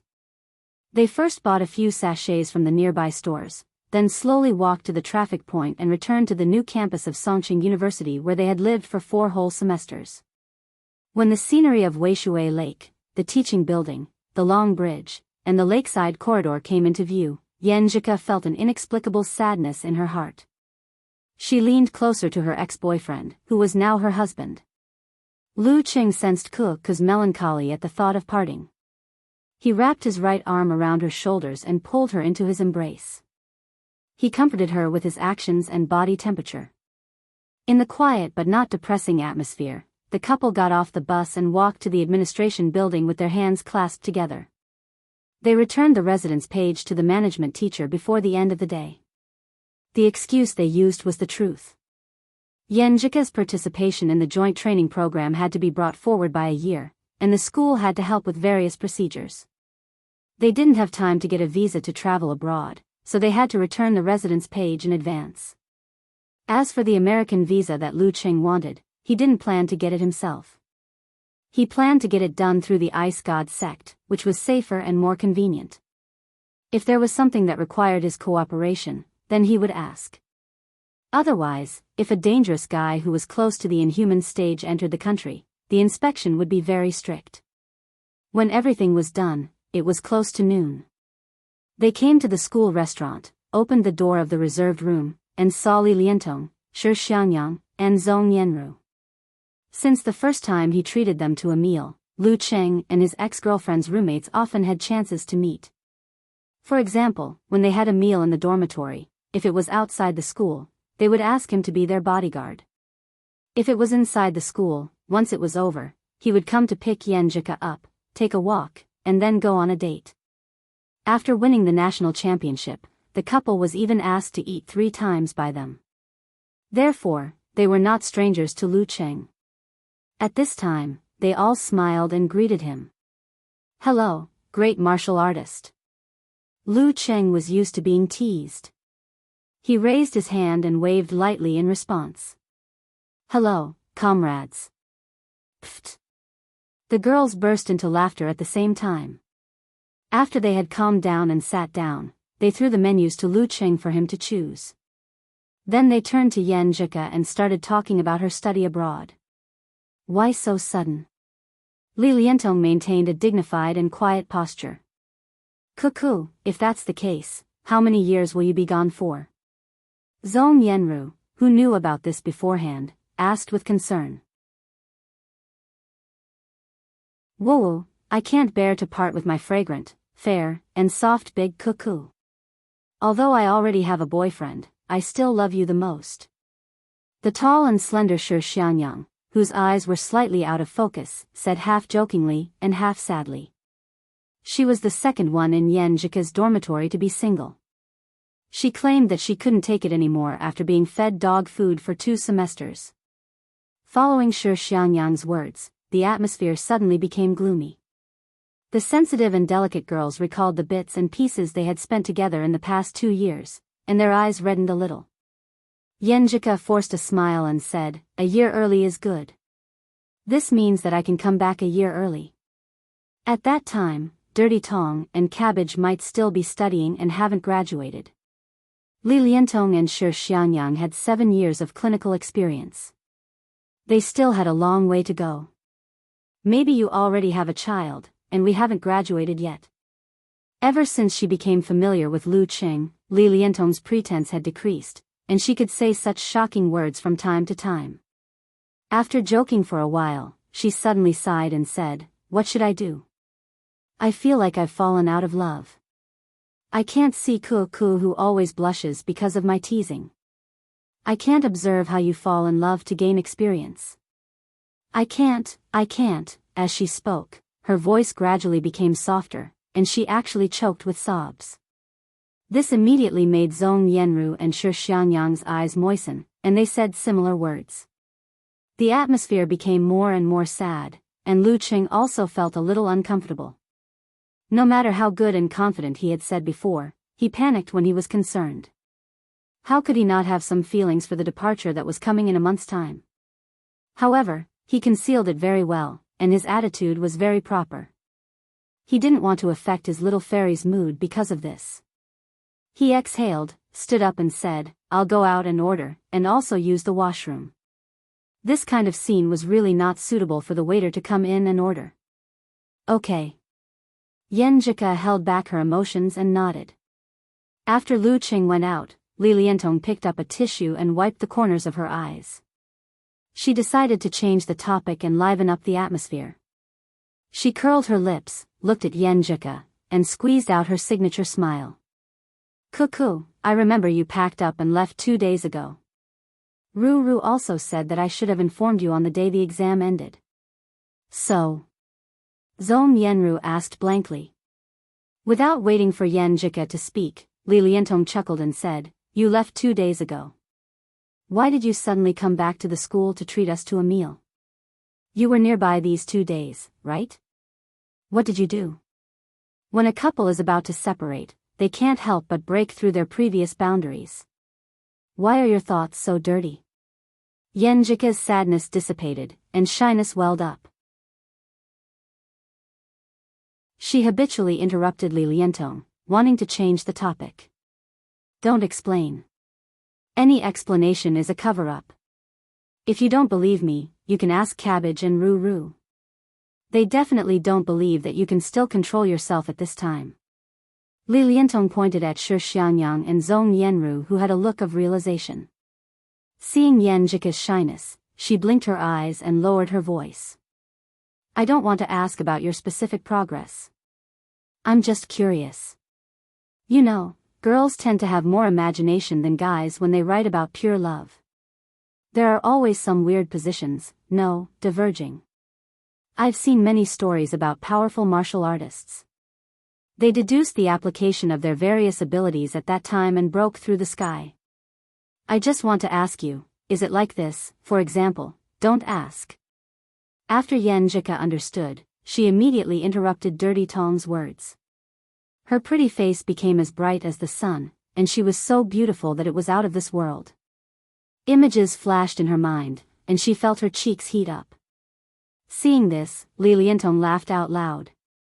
See, I wasn't wrong, right? If Ku and the rest didn't do anything, they wouldn't have said, don't ask, just now. Instead, they would have said, how would I know? Sigh, our favorite Cabbage has really been taken by that guy outside. You tricked me. Yan Jika blurted out. She was at a loss and embarrassed. I actually got tricked by Dirty Tong and admitted it myself. It's mainly because you have a guilty conscience. Li Liantong covered her mouth and laughed. After coming back to their senses and understanding the situation, Shi Xiangyang and Zhong Yenru couldn't help but laugh. They either leaned on the table or lowered their heads, laughing heartily. Infected by them, Yan Jika gradually started laughing as well. She felt that she really wasn't cut out for doing bad things, unless Qing brought her along and helped to cover it up. At this moment, Lu Qing came back from the washroom. He pushed the door open and said in surprise, what are you guys laughing about? Shi Xiangyang, Zhong Yenru, and the rest looked at each other. Recalling Li Liantong's example, they laughed even harder and almost slammed the table and chairs. Yan Jika was also embarrassed and amused. She couldn't say anything. Lu Qing looked at them blankly and felt that he really couldn't understand. These four girls were so sad and sorrowful just a moment ago. Why are they smiling so brightly and happily in the blink of an eye? Girls are so complicated. The meal was sometimes sad and sometimes cheerful. However, all banquets must come to an end. Amidst the mess of cups and plates, Lu Qing called the waiter and paid the bill with his phone. After leaving the restaurant, they stood at the door. Zhong Yenru teared up again and said, Ku, take care of yourself over there. Remember to come and play with us when you come back during the holidays. Okay. Yan Jika tried her best not to cry and simply nodded in response. Just as Shi Xiangyang was about to speak, she suddenly lost her voice. After taking a deep breath, she said, Ku, keep in touch when you're free. Now is the age of the internet. Everyone can still chat frequently. You and your Qing have to be good. We're waiting for you to get married and give us red packets. That's right. I have high hopes for you guys. You'll definitely make it to your wedding day. Li Liantong imitated Yan Jika's light-hearted tone. However, the redness at the corner of her eyes and the mist in her eyes had already deeply betrayed her. After a moment of sadness, Lu Qing and Yan Jika bade farewell to them. They looked at each other and held hands again. If Dirty Tong and the others know that they can give us red packets now, they'll definitely be shocked. Yan Jika smiled with complicated emotions. More than that. It's inevitable that there will be a floor full of glass shards. Lu Qing sighed and smiled faintly. After that, the newly married couple remeasured the many places they had left behind memories with their footsteps. From the lakeside where the grass was long and the birds were flying, to the desolate and vast western district, from the long bridge where they often met to the teaching building where they had lessons every day. In the next 2.5 days, they rarely went out. Other than eating and practicing martial arts, they stayed in the hotel room.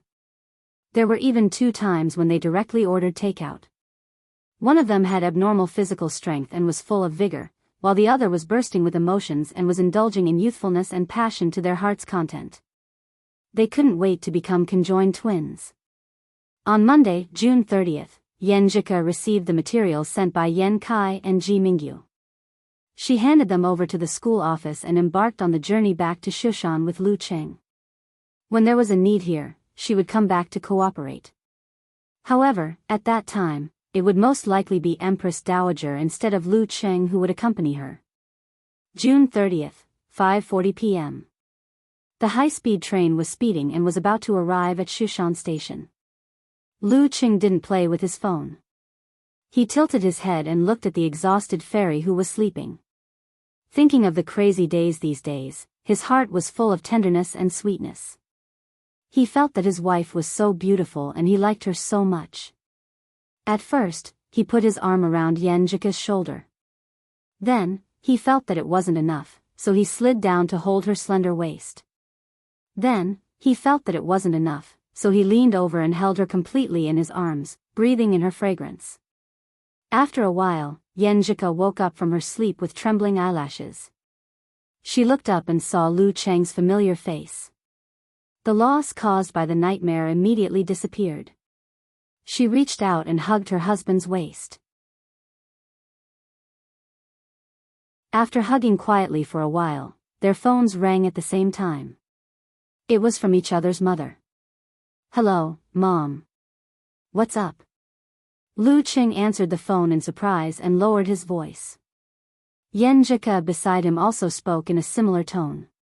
Chi Fong nagged, "You're coming back soon, right? We were going to eat at home tonight, but your grandpa asked us to come over. He said that Ertzi wanted to treat us. He heard that you're back, so he insisted on treating us."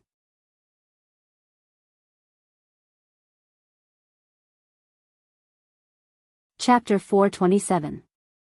Seriously, they didn't even know to postpone it for a day.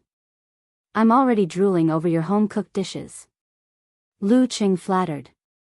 Chi Fong smiled proudly. "Isn't that right? I've already bought the groceries. Let's talk about it when you get home. We'll go there when both of you are back." Okay. Lu Cheng hung up the phone and turned to look at his little wife, no, his leader. He smiled and said, "It's my mom." What a coincidence. Me too. Yen Jika smiled and shook the phone. "Empress Dowager and my dad are at the square in front of the station." Lu Cheng thought for a while and said with a smile, "Now I don't have to avoid them and can send you out directly." "Cool, do you think I should call you Mom and Dad?" Yen Jika opened her mouth and pursed her lips. She glanced at Lu Cheng and said, "I don't care if you have the nerve to call me that." While they were flirting, the train stopped at the station. Lu Cheng stood up and took Yen Jika's suitcase down with one hand as if it was a child's toy. Carrying the luggage, dragging the suitcase and pulling his wife, Lu Cheng walked out of the train in high spirits and entered the arrival hall. When they were about to go out, they saw the sun outside, the bright sky and the steaming heat. He and Yen Jika looked at each other subconsciously and sighed suddenly in their hearts. These dreamy, beautiful and crazy days were over. Scenes flashed through their minds one after another, and the two of them fell silent. However, they pulled each other even tighter and leaned closer together. Out of the hall and turning around the road, Lu Cheng's eyes suddenly opened up. The square was dyed golden red in the last brilliance of the setting sun. The elegant Yen Kai and the mature and beautiful Ji Mingyu were waiting a few steps away. They were holding hands and holding umbrellas. "Your parents have such a good relationship." Lu Cheng broke the silence and praised from the bottom of his heart. They had been together for more than 20 years. Yen Jika raised her head proudly and said with a smile, "Young man, work hard. They are your role model and goal. All goals are meant to be surpassed." Lu Cheng chuckled. While talking, the two of them had already approached Yen Kai, who had a slightly complicated look in his eyes, and Ji Mingyu, who was smiling. Lu Cheng somewhat guiltily called out, "Uncle, Auntie. Dad, Mom." Yen Jika didn't let go of Lu Cheng's hand and just called them like a spoiled child. Just as Ji Mingyu was about to speak, she glanced at her daughter and her heart skipped a beat. Although Ka's expression hid her tiredness, her entire person was delicate and radiant. Even as her mother, she had a strong sense of amazement. She thought about how her daughter was going to leave the country soon and was about to leave her boyfriend. As someone who had been there before, she understood. However, she didn't blame Lu Cheng. After he entered the dance stage and won the youth tournament in one fell swoop, she felt that the two little guys would steal the forbidden fruit at any time.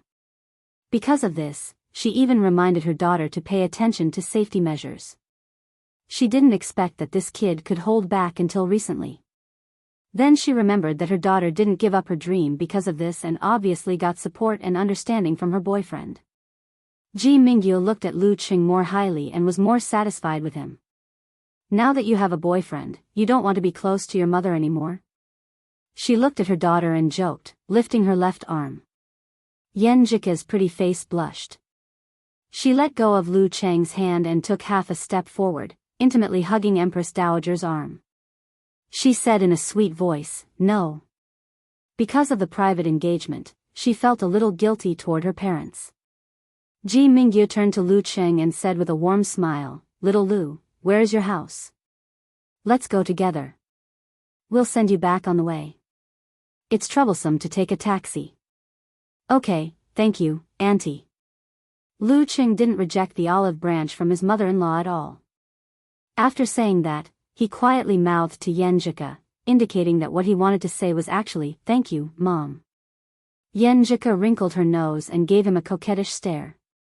The Yen family's car was parked outside the square in front of the station. Along the way, Ji Mingyu and Yen Jika walked in the center with umbrellas. Yen Kai and Lu Cheng accompanied them, listening to the mother and daughter chat and occasionally adding a few words. After putting down their luggage and getting on the SUV, Lu Cheng and Yen Jika sat in the back and clasped their hands together again. After the car started, Yen Kai looked back at his daughter and said with a smile, "Ku, your grandparents want you to live in Jinkei County for a while to accompany them. They're afraid that after you go abroad, they won't be able to see you again." "How can that be? I always come back during the long holidays. It's almost the same as now." Yen Jika subconsciously defended herself. "Your grandparents mean that it's not convenient for them to make phone calls." Yen Kai smiled gently. Yen Jika looked up and said, "Then they can video chat online. They can see me directly. Well, this time I have to teach them how to do it." Listening to their conversation, Lu Cheng was a little disappointed. Ku was going to stay at her grandparents' house for a few days. Didn't that mean that he would be separated from her for a while? Their time together before going abroad would be reduced a lot. At this time, Yen Jika turned to look at him. Her face was flushed, but she said firmly, "Dad, didn't my grandparents say that they want to see Cheng? I'll go with him then." Pfft. Ji Mingyu, who was driving, couldn't help but laugh. She was both disdainful and proud. She didn't know whether it was a good thing or a bad thing to have a daughter who looked like her. Yen Kai was silent for a while and then said with a complicated smile, "Okay." Lu Cheng was pleasantly surprised and his disappointment disappeared.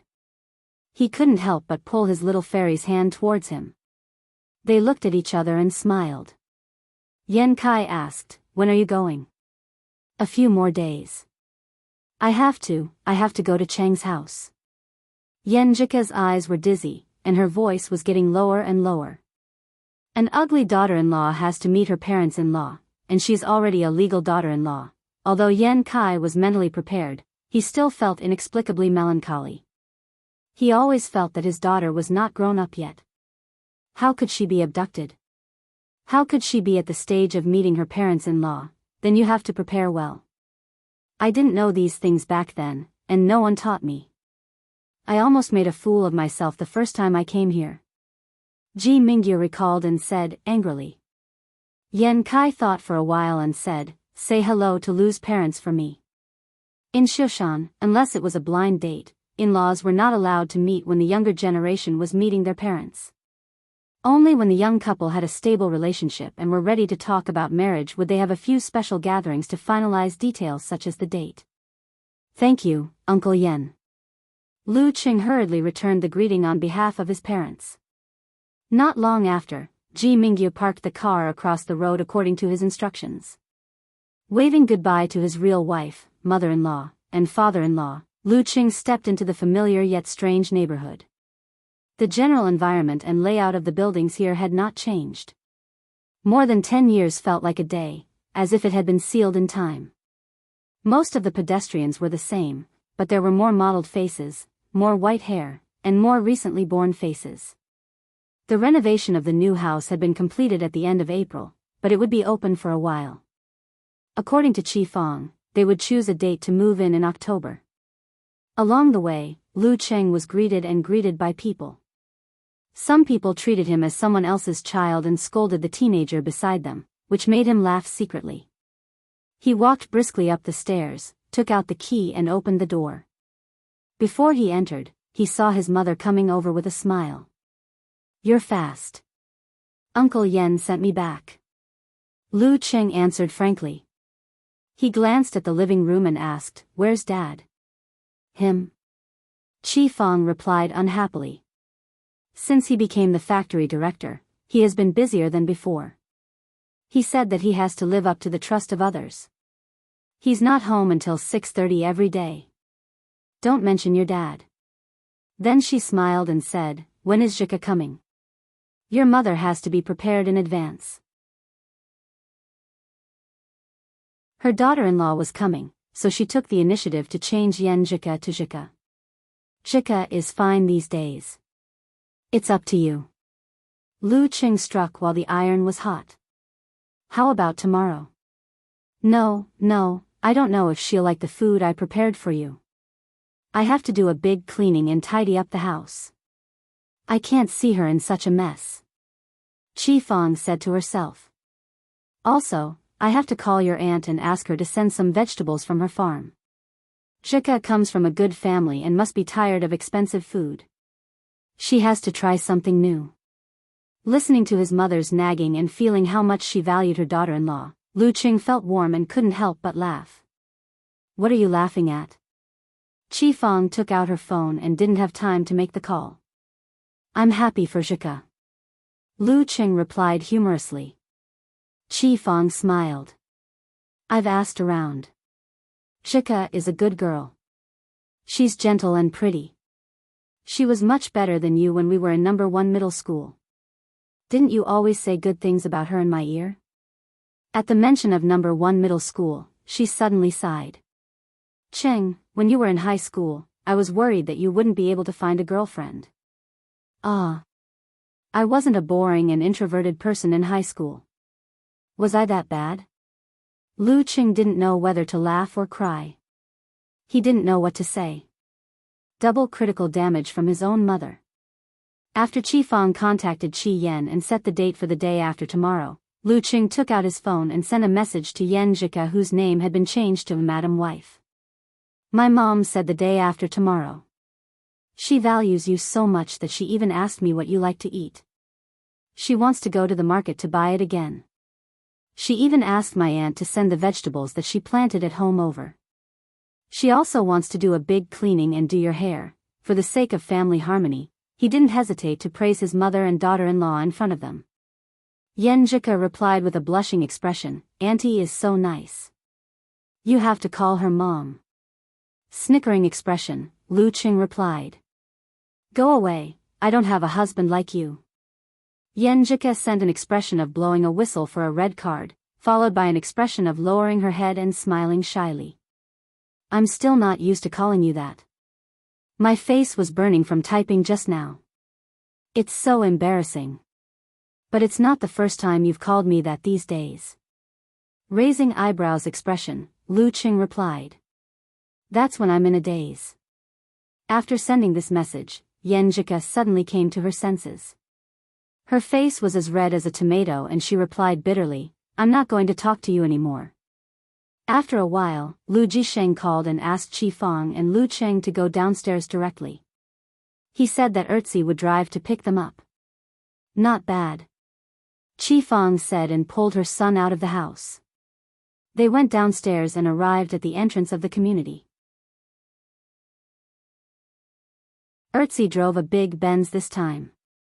He was smoking and chatting with Lu Cheng's father, Lu Jisheng. When he saw Lu Cheng, he immediately put on a smile and greeted him. Cheng, I finally meet you. You're the pride of our Lu family. The sky was getting dark. Lu Cheng glanced at him and found that he did look a little like his cousin Lu Yanwei. He smiled modestly and said, You're too kind, Brother Ertzi. You're also awesome. Why did he call him Brother Ertzi? Because I still don't know what his real name is.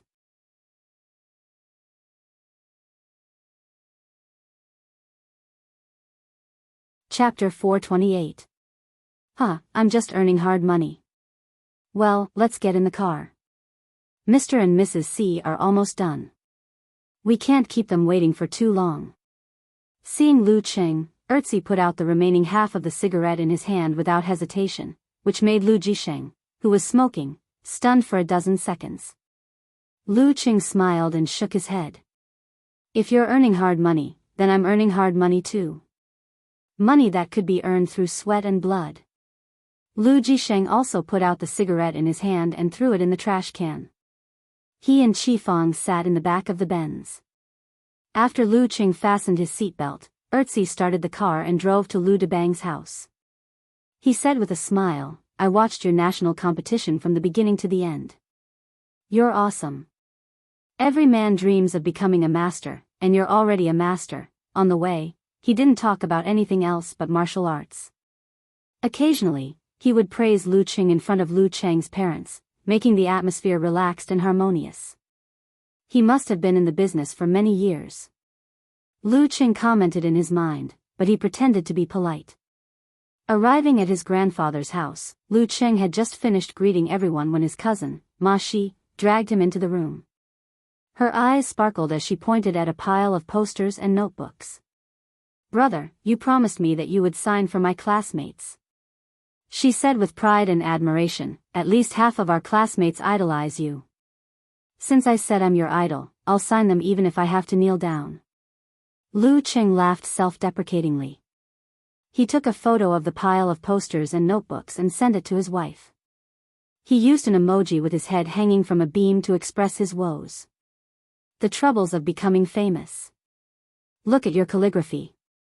Yenjika put her hands on her hips and looked at the sky proudly. Seeing her cousin's smiling expression, Mashi asked curiously, Sister-in-law?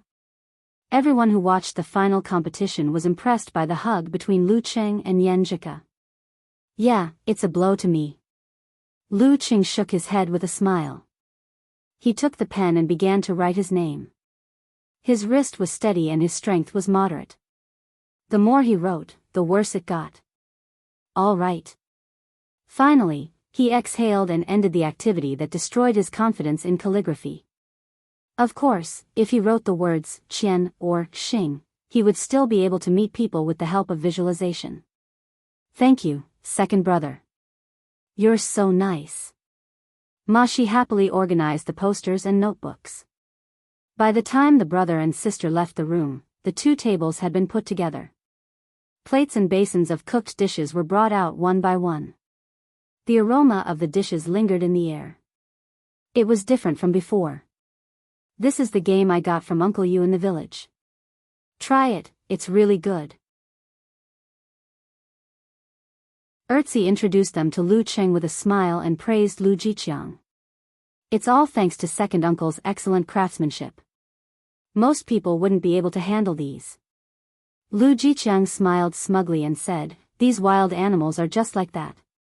Back when I was a cook in the army, he kept bragging about the past, completely not noticing that Ertzi's face had darkened a bit. These wild animals were just so. Lu Cheng wanted to laugh when he heard their conversation. He secretly sighed that his second father was indeed a man who offended others the moment he opened his mouth. When he sat down and tasted a few pieces of different game, his mind suddenly became active. It's really good. I should let Ku try it too. Well, I was worried about what to bring to Ku's grandfather's house. Uncle Yu in the village should be the uncle who told me to go to him if I want to eat wild animals. I'm his son's savior. While thinking, he didn't feel ashamed to ask about the dishes he thought were good, and he firmly remembered Ertzi's answer. This meal made Lu Debang very happy. He made an exception and drank more than usual. After praising Lu Qing, he reminded Lu Yanwei to work hard under Erzi and live up to the expectations of his relatives. At this time, Lu Qing noticed that his cousin Lu Yanwei was dressed like a dog, so he asked with concern, "Brother, what are you doing with Brother Erzi now?"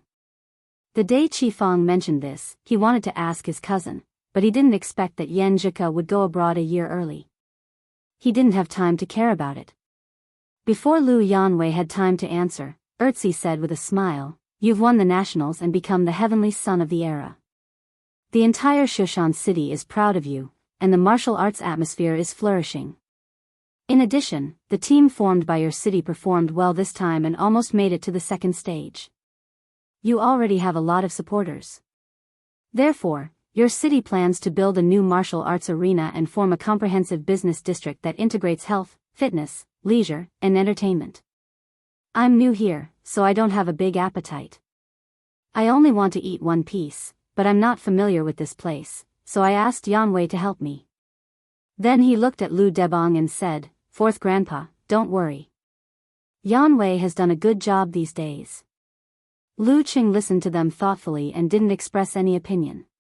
Instead, the elders all exclaimed that he had become a household name in Shushan and directly led a trend that changed the city's planning.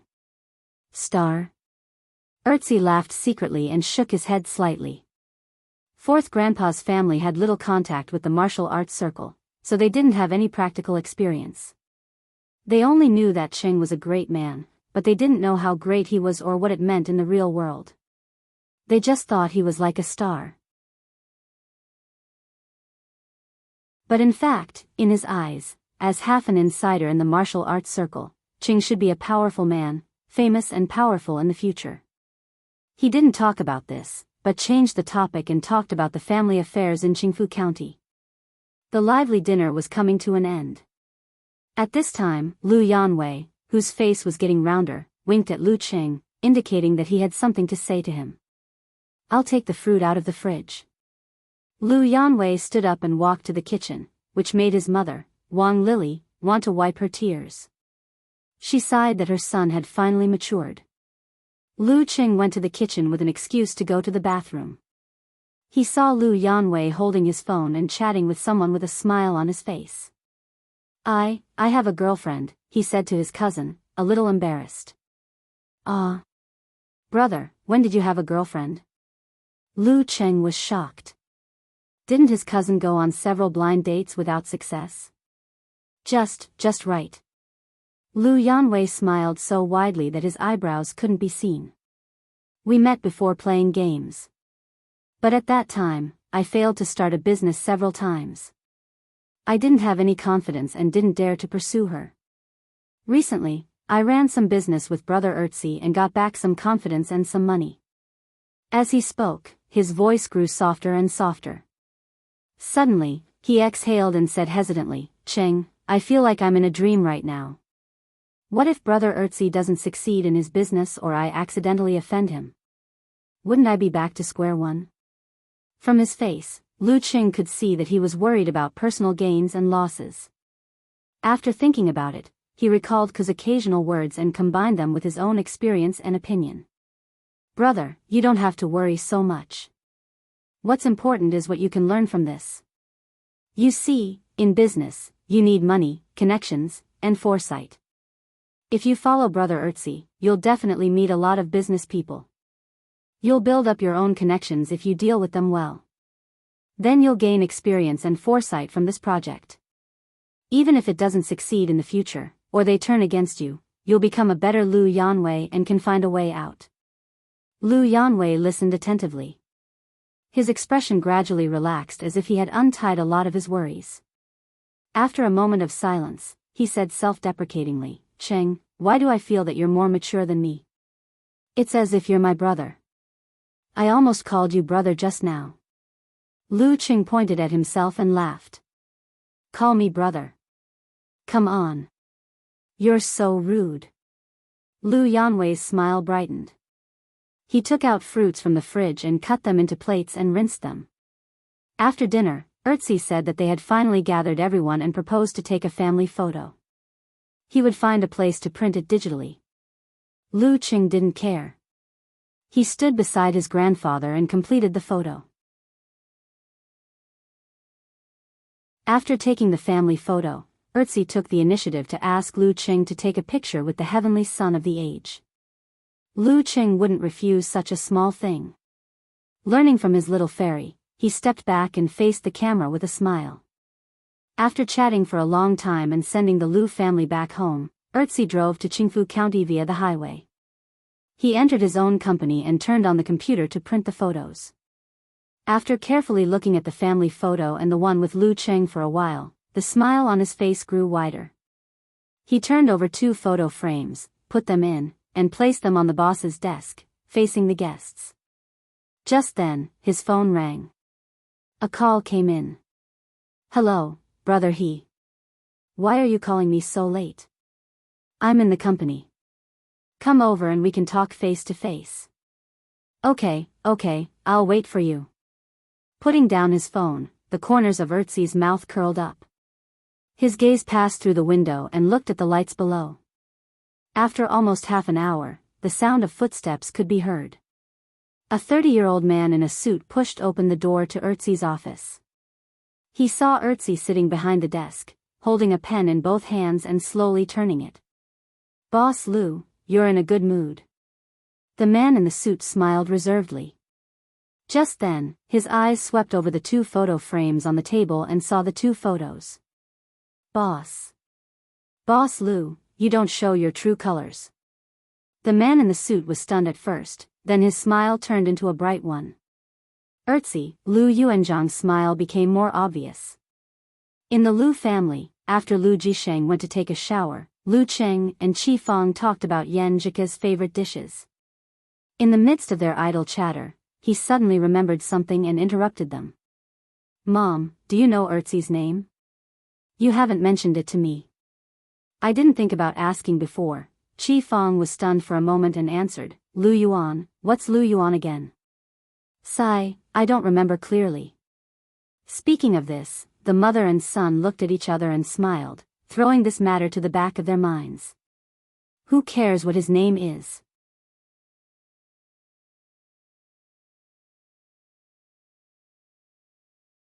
Chapter 429.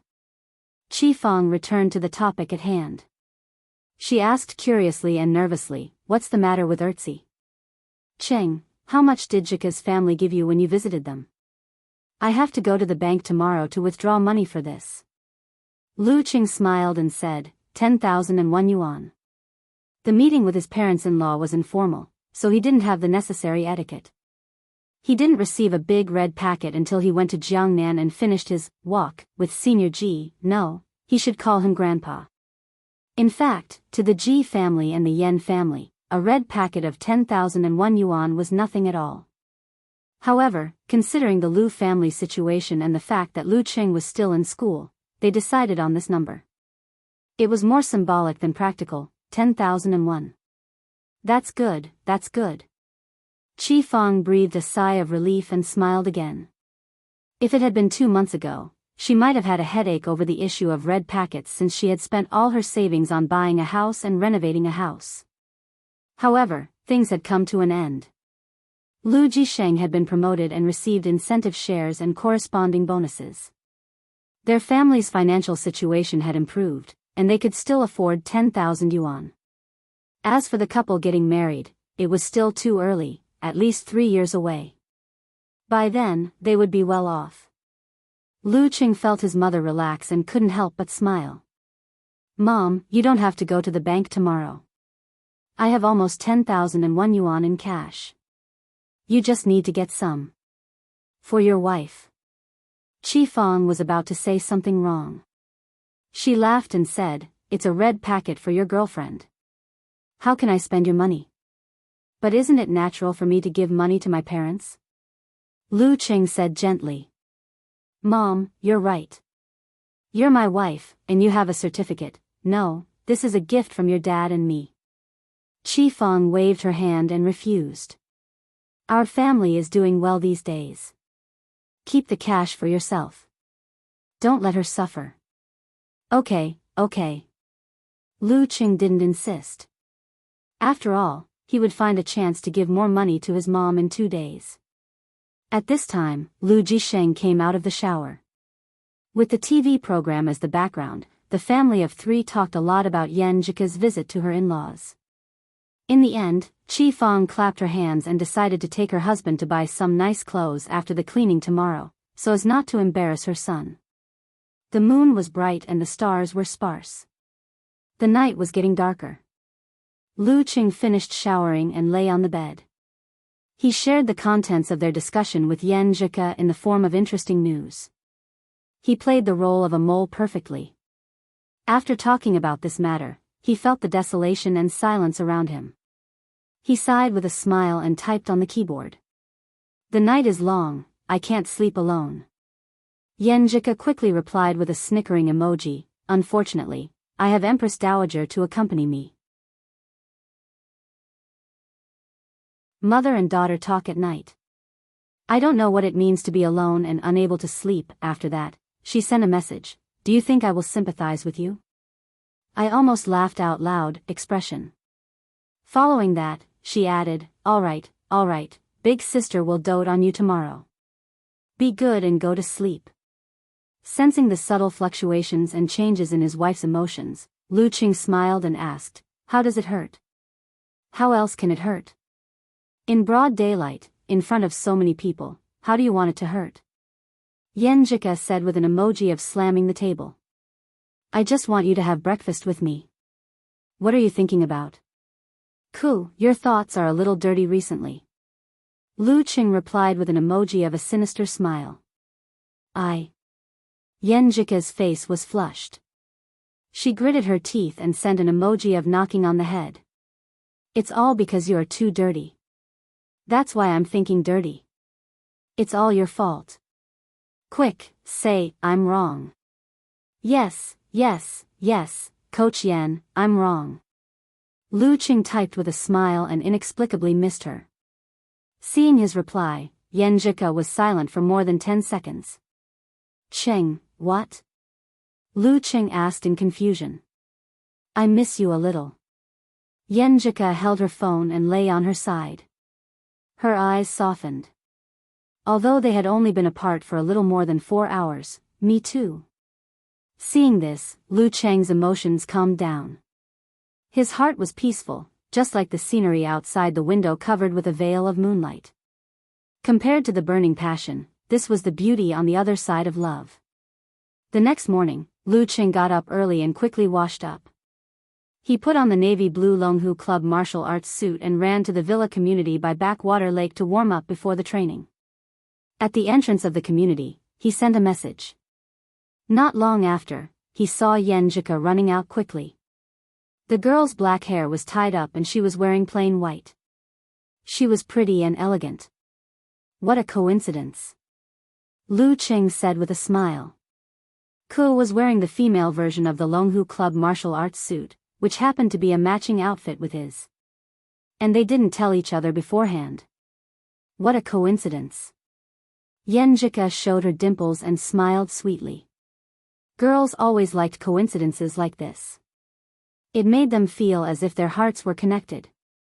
Without saying anything, the couple looked at each other deeply and ran to Backwater Lake with a smile. In summer, the sun rose early, so people started their morning exercises earlier. Lu Cheng and Yan Jika changed their usual places 3 times before they found a relatively secluded training spot. After a tender kiss, the two of them separated. Lu Cheng got into a stance and started to move his joints. Crackling sounds came from his body. After this, he couldn't help but turn his head to look at his wife. He saw Yan Jika's face was red and she was ready to practice still stance. Practice your martial arts. What are you looking at? Sensing Lu Cheng's gaze, the girl pouted playfully. Her eyes were clear and seductive. I'm looking at the motivation for practicing martial arts. Lu Cheng replied with a smile, training harder and harder. Just like that, they focused on each other and occasionally looked at each other. They felt that time passed quickly. In the blink of an eye, it was the end of the morning exercise. Cool, what's your plan today? Lu Qing asked with a smile while jogging to breakfast. Yenjika looked up and said, I have to chat with Empress Dowager and my dad and cook with them. Well, I'm just an assistant and have to buy a gift for your family. What about you? If you didn't have any plans, we would have fooled around together. Lu Qing laughed. Fooled around your head. Yenjika glared at him, annoyed and amused. What kind of words are you using? Lu Qing laughed and said, since you want to spend time with Empress Dowager and your father-in-law, I have to go home and help my mom with the cleaning. He wasn't familiar with his father-in-law and mother-in-law yet. It would be awkward to intrude and ruin the atmosphere and feelings. After the cleaning, I'll go to the Gushan Martial Arts School's strength training gymnasium for another 2 hours to push the door of the Inhuman stage. Then I'll find Qin Rui and Fatty Jiang for a gathering. He described his plan. Okay. Yenjika nodded like a chick pecking at rice. As they ran, the two of them slowed down their pace. They started to hold hands and then they started to walk faster. After eating the dumplings outside the No. 1 middle school and sending his little fairy to the entrance of the neighborhood, Lu Qing started his daily routine according to plan. It was past 1:00 in the afternoon. The scorching sun was high in the sky and there seemed to be heat waves rising from the ground. Lu Qing, Zhang Fei, and Qin Rui hid in a row under the shade of a tree and sat on the railing, leisurely looking at the gate of the No. 1 middle school a few meters away, watching the youthful juniors walk in one by one. Qing, if you don't wear glasses, there will be a lot of people surrounding you. Fatty Jiang turned his head and looked at his best friend's plain glasses. Yeah, Qing is now a big celebrity in Shushan. Our martial arts school doesn't need to say anything. As long as we mention that he used to be a part-time coach here, the number of applicants will explode instantly.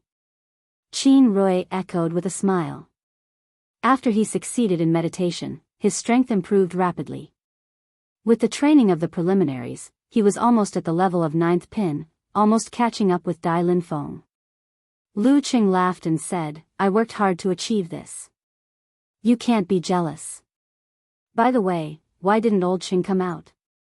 He usually takes a long time to reply when I chat with him on QQ. He hadn't seen Qing Chili for almost a year. It's the same if I talk to him. Alas, maybe he made a lot of new friends in college and was busy with other things, so he didn't have time to meet us old classmates. Zhang Fei sighed. I've always thought that my contact with the other students in class would indeed become less and less in the future. However, the friendship between the three of us should be able to last for a very, very long time. In the end, sigh, when old Qing thinks of us in the future, it will most likely be a red bomb. Believe it or not, I will send you one now. Lu Qing complained in his heart, feeling a little disappointed. Friendship was such a thing. Once one party was cold, they would quickly become passers-by. The other classmates here expressed their dissatisfaction. Qin Rui made a joke. I'm just giving an example. I'm just lamenting my relationship with old Qing. Zhang Fei pointed at the gate of the No. 1 middle school and said, Qing, old Qing, and I would sit here from time to time, looking at the school gate to see if there were any beautiful girls to admire. We would enter when class was about to start. Once, we happened to see Yenjika, with her long hair fluttering in the wind. He stopped here and thought of the end of the goddess. He glanced at Lu Qing sadly and said, forget it, let's not talk about it. It's really a sad story. Haha. Lu Qing laughed, both physically and mentally. Qin Rui also laughed and said, I heard that there was a new teaching director recently. He forbade girls to keep long hair. Damn, what a pervert. Zhang Fei cursed excitedly. After joking about school affairs for a while, Qin Rui said smugly, Qing, how confident do you think I am to participate in the ranking event of professional 9th pin now? He had asked Lu Qing for advice in the morning. Settle down and train hard for 3 more months. You have a great chance to participate in the ranking event in October. Lu Qing didn't exaggerate or belittle. Okay. Qin Rui gripped the railing tightly and couldn't hide his smile. Zhang Fei sighed and said, I feel that you two are not from the same world as me. When I first entered school, I wanted to be a successful person in the future. After 2 years of school, my dream has plummeted. I just want to find a good job after graduation so that I don't have to live off my parents. After 2 more years, your dream will still plummet. Lu Qing said sarcastically, as long as you have a job. Maybe. No, I have to pull myself together. Jiang Fei seemed to be stimulated. He had once wanted to lose weight and exercise, but after a winter break, he stopped. He only did it once a week. Sometimes he would even slack off, so his body remained the same and he still didn't have a girlfriend. While Jiang Fei was murmuring, Lu Cheng's phone rang and an incoming call came in. Hello, master. Seeing that it was Comrade Shi Jiangwo, he quickly answered the call. Brat, I'm getting your visa to America. Geezer Shi coughed and said, Are you busy today?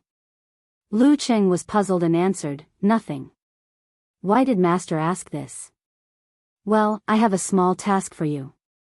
It'll take you half a day at most. Geezer Shi laughed. A small task? Lu Cheng said to himself in surprise.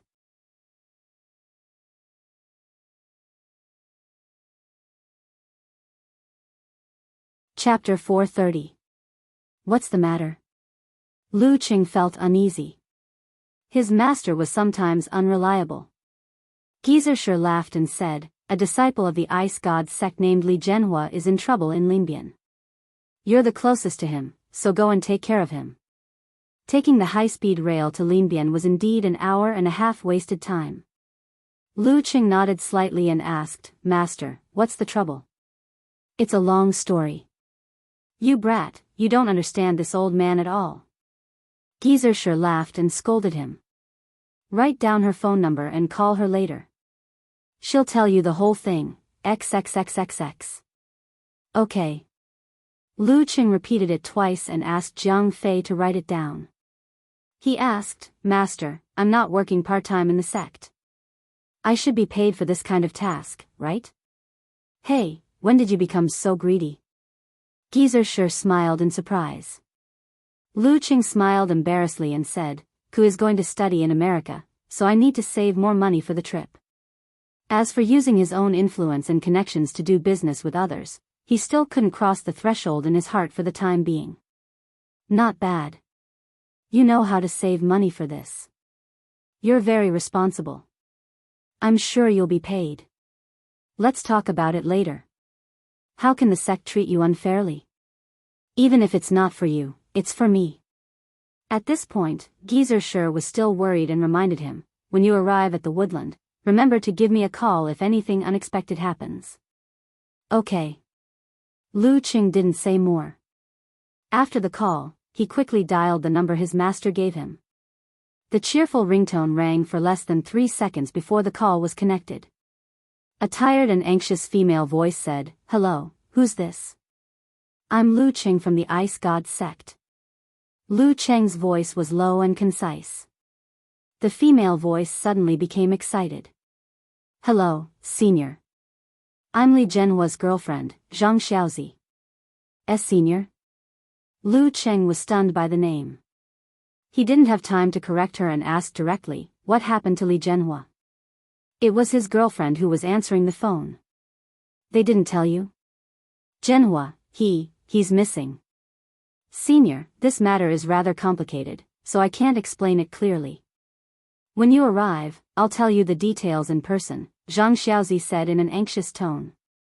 Sure enough, master is not very reliable. Lu Qing thought to himself. Since he had to go and take a look anyway, he nodded and said, Okay, I'll let you know when I book the tickets. Let's meet at the high-speed rail station. Okay, I'll wait for you, senior. Zhang Xiaozi was obviously relieved, as if she had found her backbone. Senpai, do I sound that old? He opened the app and booked the train to Linbian at 2:25 p.m., leaving the return trip aside for the time being.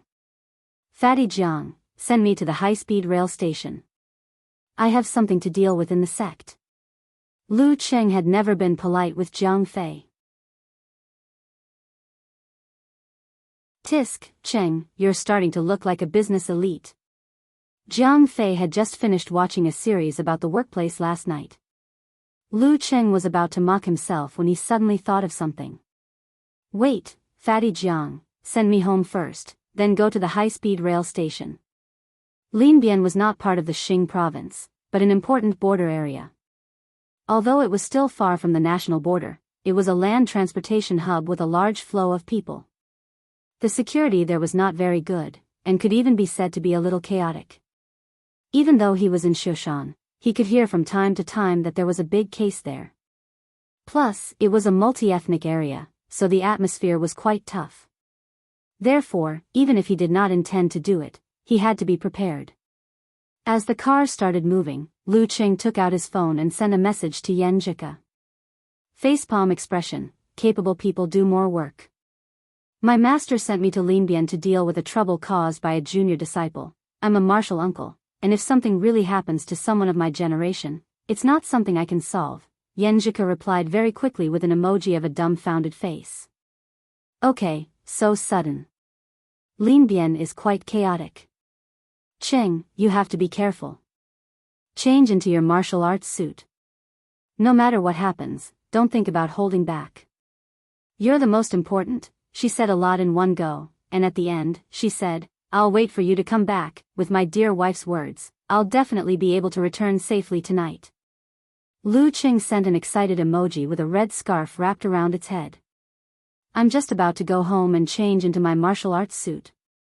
When he reached home, he took out another set of navy blue Longhu Club martial arts suit and changed into the custom-made training shoes made for him by Wu Qinggui's company. He tightened his sleeves, took his phone and wallet, and strode out of the door. 2:08 p.m. He was sent to the high-speed rail station by Jiang Fei. 2:15 p.m.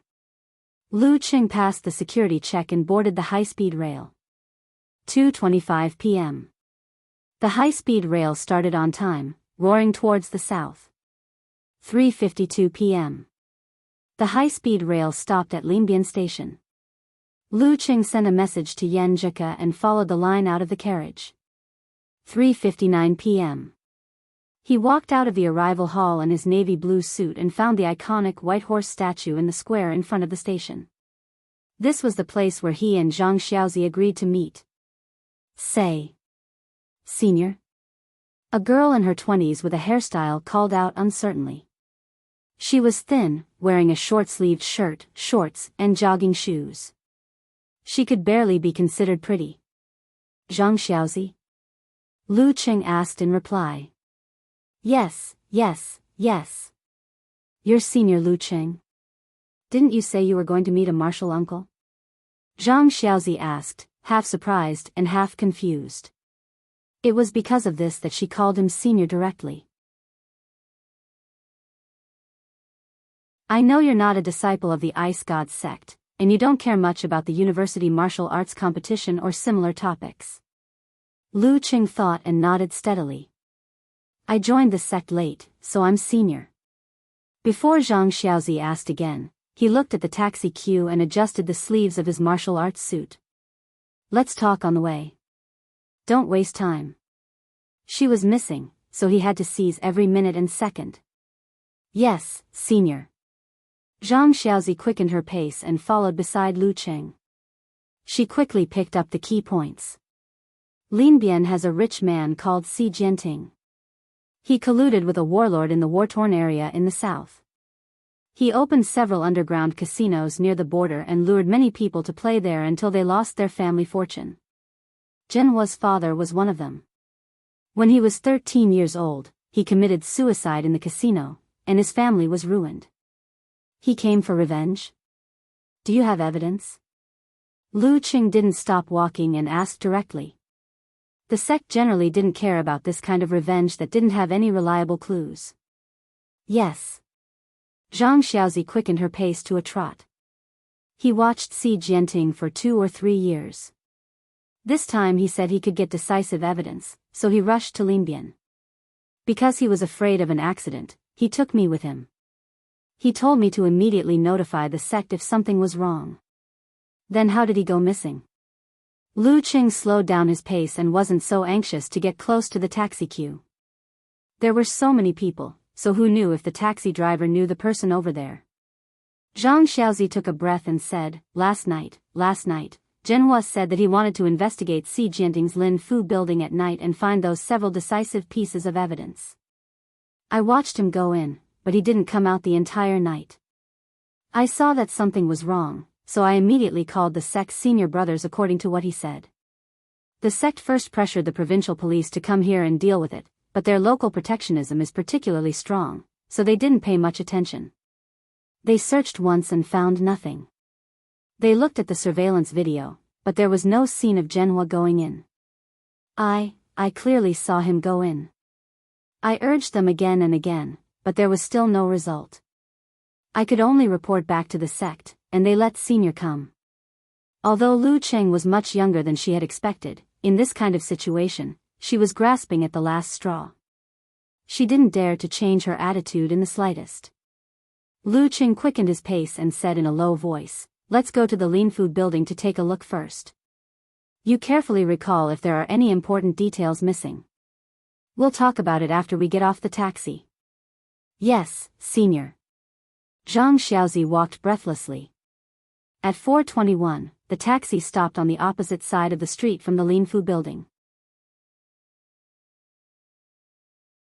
Lu Cheng, wearing a navy blue martial arts suit, pushed open the door and walked out. He looked at the 19-story building, which was generally short and old in the woods. This could be considered a landmark with a rather modern atmosphere. Xi Jinping has been transforming and washing his name in the past few years, and has started to get involved in real estate. This is a joint development between him and several companies. Zhang Xiaozi introduced. She hadn't finished speaking when her eyes suddenly widened. She pointed to the opposite side and said, "Xi Jinping." Lu Cheng looked up and saw an old man in his 50s with a rigid outline and an aquiline nose. He was surrounded by 7 or 8 bodyguards and subordinates as he walked out of the Lean Fu building's door. His eyes were sharp and cold. This was Xi Jinping. In the taxi, Lu Cheng had seen the photo Zhang Xiaozi had taken of him, but they hadn't talked about it. Compared to Xi Jinping, Lu Cheng was more concerned about the 2 bodyguards at his side. One had dark skin, and his facial features were very characteristic of the war-torn areas in the south. The other had muscles that supported his t-shirt. Every step he took was neither too long nor too short, just right, as if measured with a ruler. They were all dance stage martial artists. As for their specific levels, it was very difficult to judge from their appearance. The 2 of them are very strong. Without them, Xi Jinping wouldn't have survived until now. That dark-skinned one is called Wilson. He's a freelance killer in the war-torn areas. Later, he was seriously injured and was taken in by Xi Jinping, becoming his confidant. At his peak, he was said to be close to level 6. That muscular guy is called Huang Qingda. His strength is a bit worse than Wilson's, but he's also a martial artist who's seen a lot of blood in the war-torn areas. Zhang Xiaozi repeated the information Li Zhenhua had collected. "Senior, don't be careless. They're definitely hiding guns, the kind with large caliber." As she spoke, she impatiently said to herself, "Where are they going?" "Home. You ask the people in the police station here." Lu Cheng calmly ordered. "Okay." Zhang Xiaozi quickly took out her cell phone and asked a few questions. Her face suddenly became very bad. She turned her head and anxiously said to Lu Cheng, "Xi Jinping wants to go to the south to discuss business. The people in the police station said they have no evidence or clues, so they can't stop him. Senior, he wants to run." Of course, the south was the border. And if Xi Jinping ran, Li Zhenhua would most likely disappear forever, but there's no evidence. Lu Cheng saw 2 black cars drive to the entrance of the building. He saw Wilson quickly run forward and open the back door of the second car. Huang Qingda protected Xi Jinping as they approached. He thought for a moment, dialed his master's number, and briefly and comprehensively repeated the current situation. "You decide for yourself," Gieserscher said with some schadenfreude. What's the bottom line? Lu Cheng asked back. Geezer sure muttered to himself for a few seconds, coughed twice, and said, "Don't kill anyone."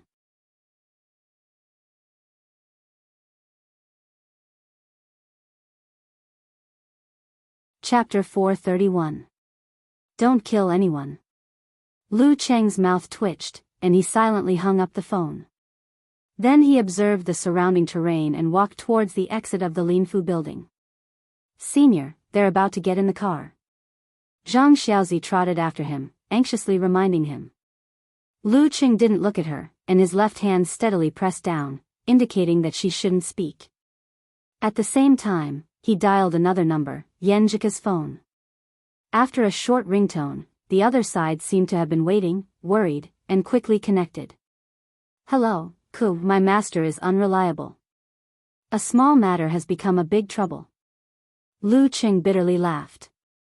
On the way here, he fully believed in his master, and treated the trouble in Linbian and Li Zhenhua's disappearance as urgent but not dangerous matters.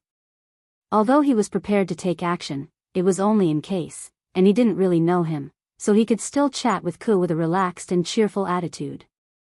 Later, even though he had figured out the whole story from Zhang Xiaozi, he still felt that his task was more to find clues, pressure and urge the police to search again, and cooperate with them with the keen senses of the dance stage. Even if he did take action, at most he would just be a supporting role, easy and relaxed.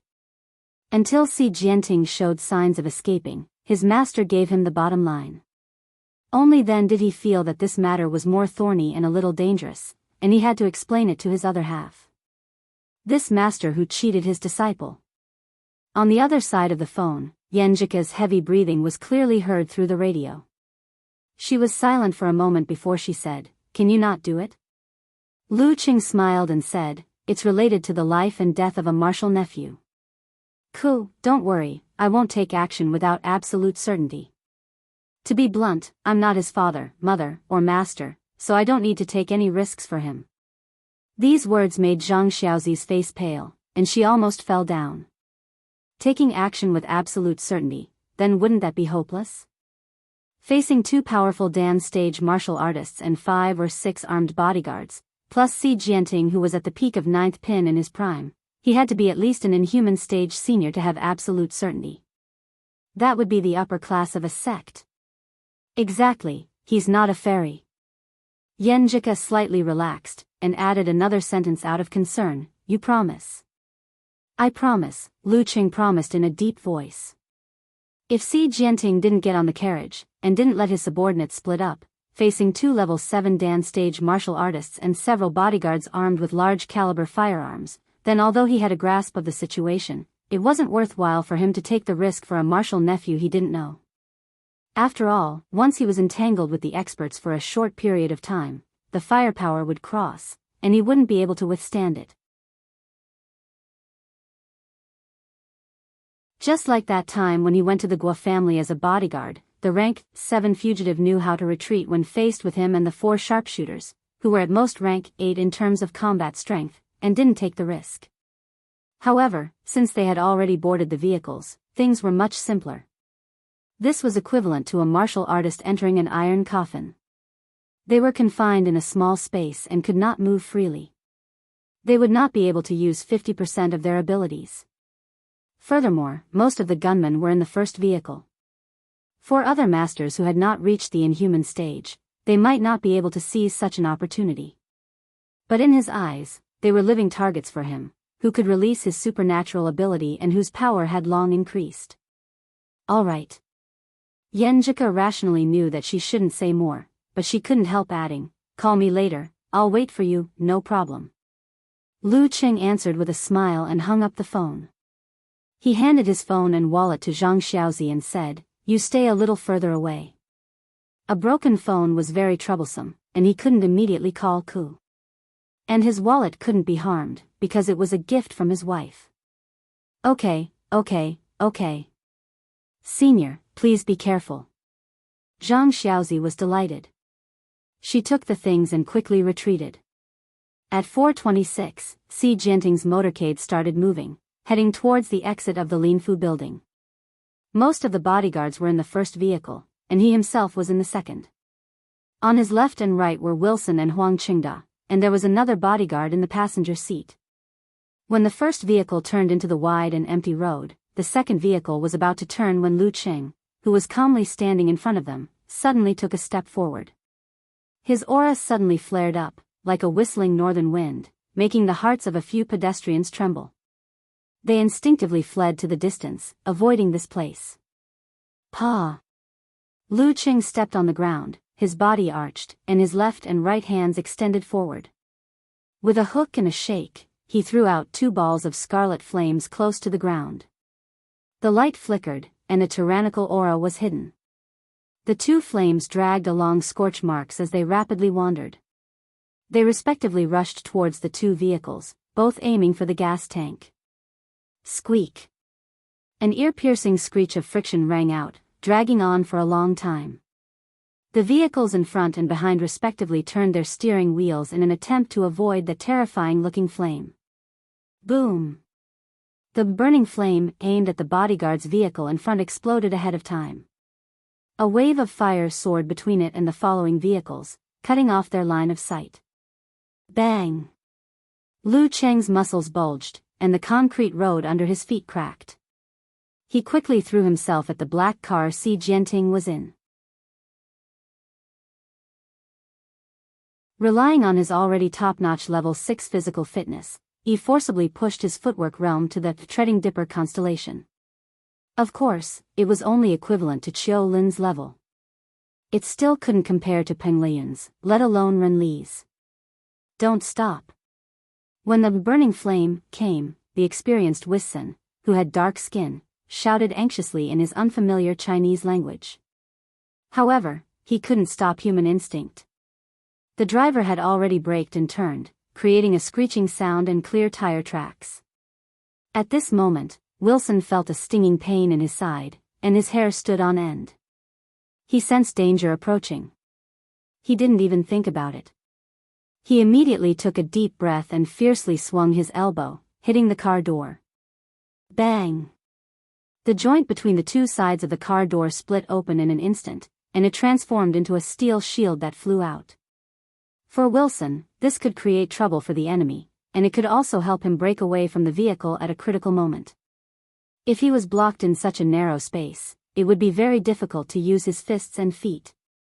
However, Lu Cheng's speed was faster than his reaction, exceeding his imagination. When the joint of the car door had split open, he was already close. His waist sank and swung, his qi and blood converged and released. His right arm suddenly became thick, and his palm pressed against the car door. Bang! The car door that was about to fly out was forcibly pressed down. It caved in and twisted out of shape, exposing wires, components, and other things. It smashed into Wilson's body, making him feel a burst of pain and dizziness. At this moment, Si Jianting, who had experienced several similar incidents, shrank back and made space. Huang Qingda, who had already pulled out his gun, fired a shot at the deformed car door from the other side. Bang! As soon as he tried to pull the trigger, Lu Qing sensed it. He straightened his back, hung his feet upside down, and flipped over to the roof of the car in time to avoid the bullet. The other car hadn't yet stopped, and the bodyguards still hadn't gotten out. Their line of sight was blocked by the waves of fire. The sparse passing cars noticed the abnormality and promptly responded. Because of the location Lu Cheng had chosen, they weren't affected too much. Some people even wanted to stop and watch the show. Bang! Lu Cheng's wrist shook again, and a red fireball took shape.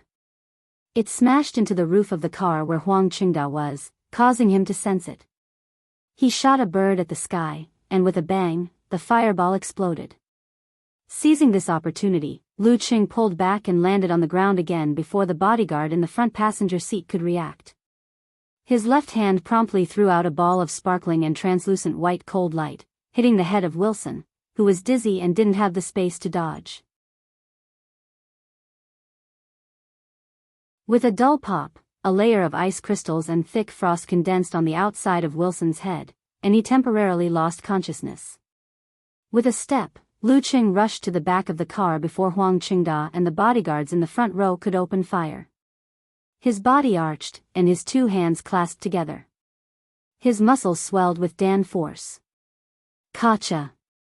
Lu Cheng's eyebrows furrowed, and the spider web under his feet spread outward. He lifted and lifted his arms, and with the strength to uproot a mountain, he directly flipped the black car to the side. Bang bang! Huang Qingda and the bodyguards in the front row could no longer aim, and two bullets shot into the flower bed beside them. While they were panicking and lacked the space to dodge, Lu Qing flashed like a ghost and arrived in front of Huang Qingda's car door. He avoided the front, and through the broken and deformed gap, he formed a seal with both hands and said in a low voice, "Soldier." The car flipped, and Huang Qingda knew it was dangerous. He was preparing to shoot left and right to force the enemy to retreat, and then take Si Jianting to leave the car and approach the other bodyguards. But his mind suddenly buzzed, as if he had seen a childhood nightmare. For a moment, he shivered, unable to make any other response. At this time, a white cold light flew in from the gap and smashed into his face. It also condensed a thick layer of frost, making him lose consciousness. Ice burning directly hit the head, and its effect was only slightly worse than severe warning. It also had a stun effect. Bang! Lu Qing used his strength to pull the car door open, but his body didn't go over. Bang! Si Jianting's face was ferocious as he fired, but the bullet fell into empty space. From the other car, the bodyguards rushed out, some carrying guns, some carrying knives. Bang bang bang! In the midst of Si Jianting's gunshots, Lu Cheng's steps created a strong wind, and he jumped onto Vincent's side of the car door.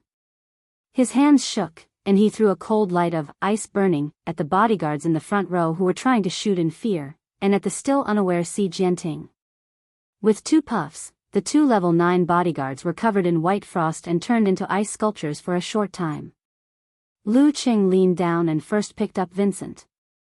He used it as a weapon and threw it at the bodyguards who were trying to aim at him, making them dodge or turn into bowling balls. Immediately after, he grabbed Si Jianting again and showed him to the surrounding people. Immediately, the bodyguards stopped their efforts, not daring to make any more movements. Lu Qing pressed down on Si Jianting, who was still shivering, and said to the bodyguards in a calm tone, "You still dare to stay here?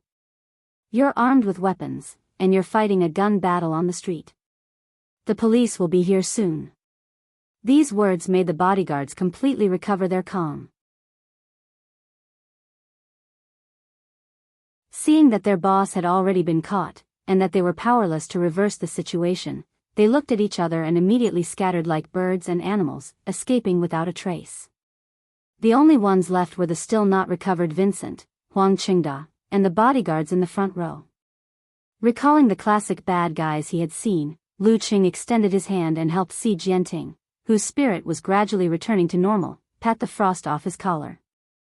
He smiled slightly and said, "Boss Si, can we have a good talk with our ice god sect now?" Across the road, Zhang Xiaozi blankly looked at the time on her phone. 4:28.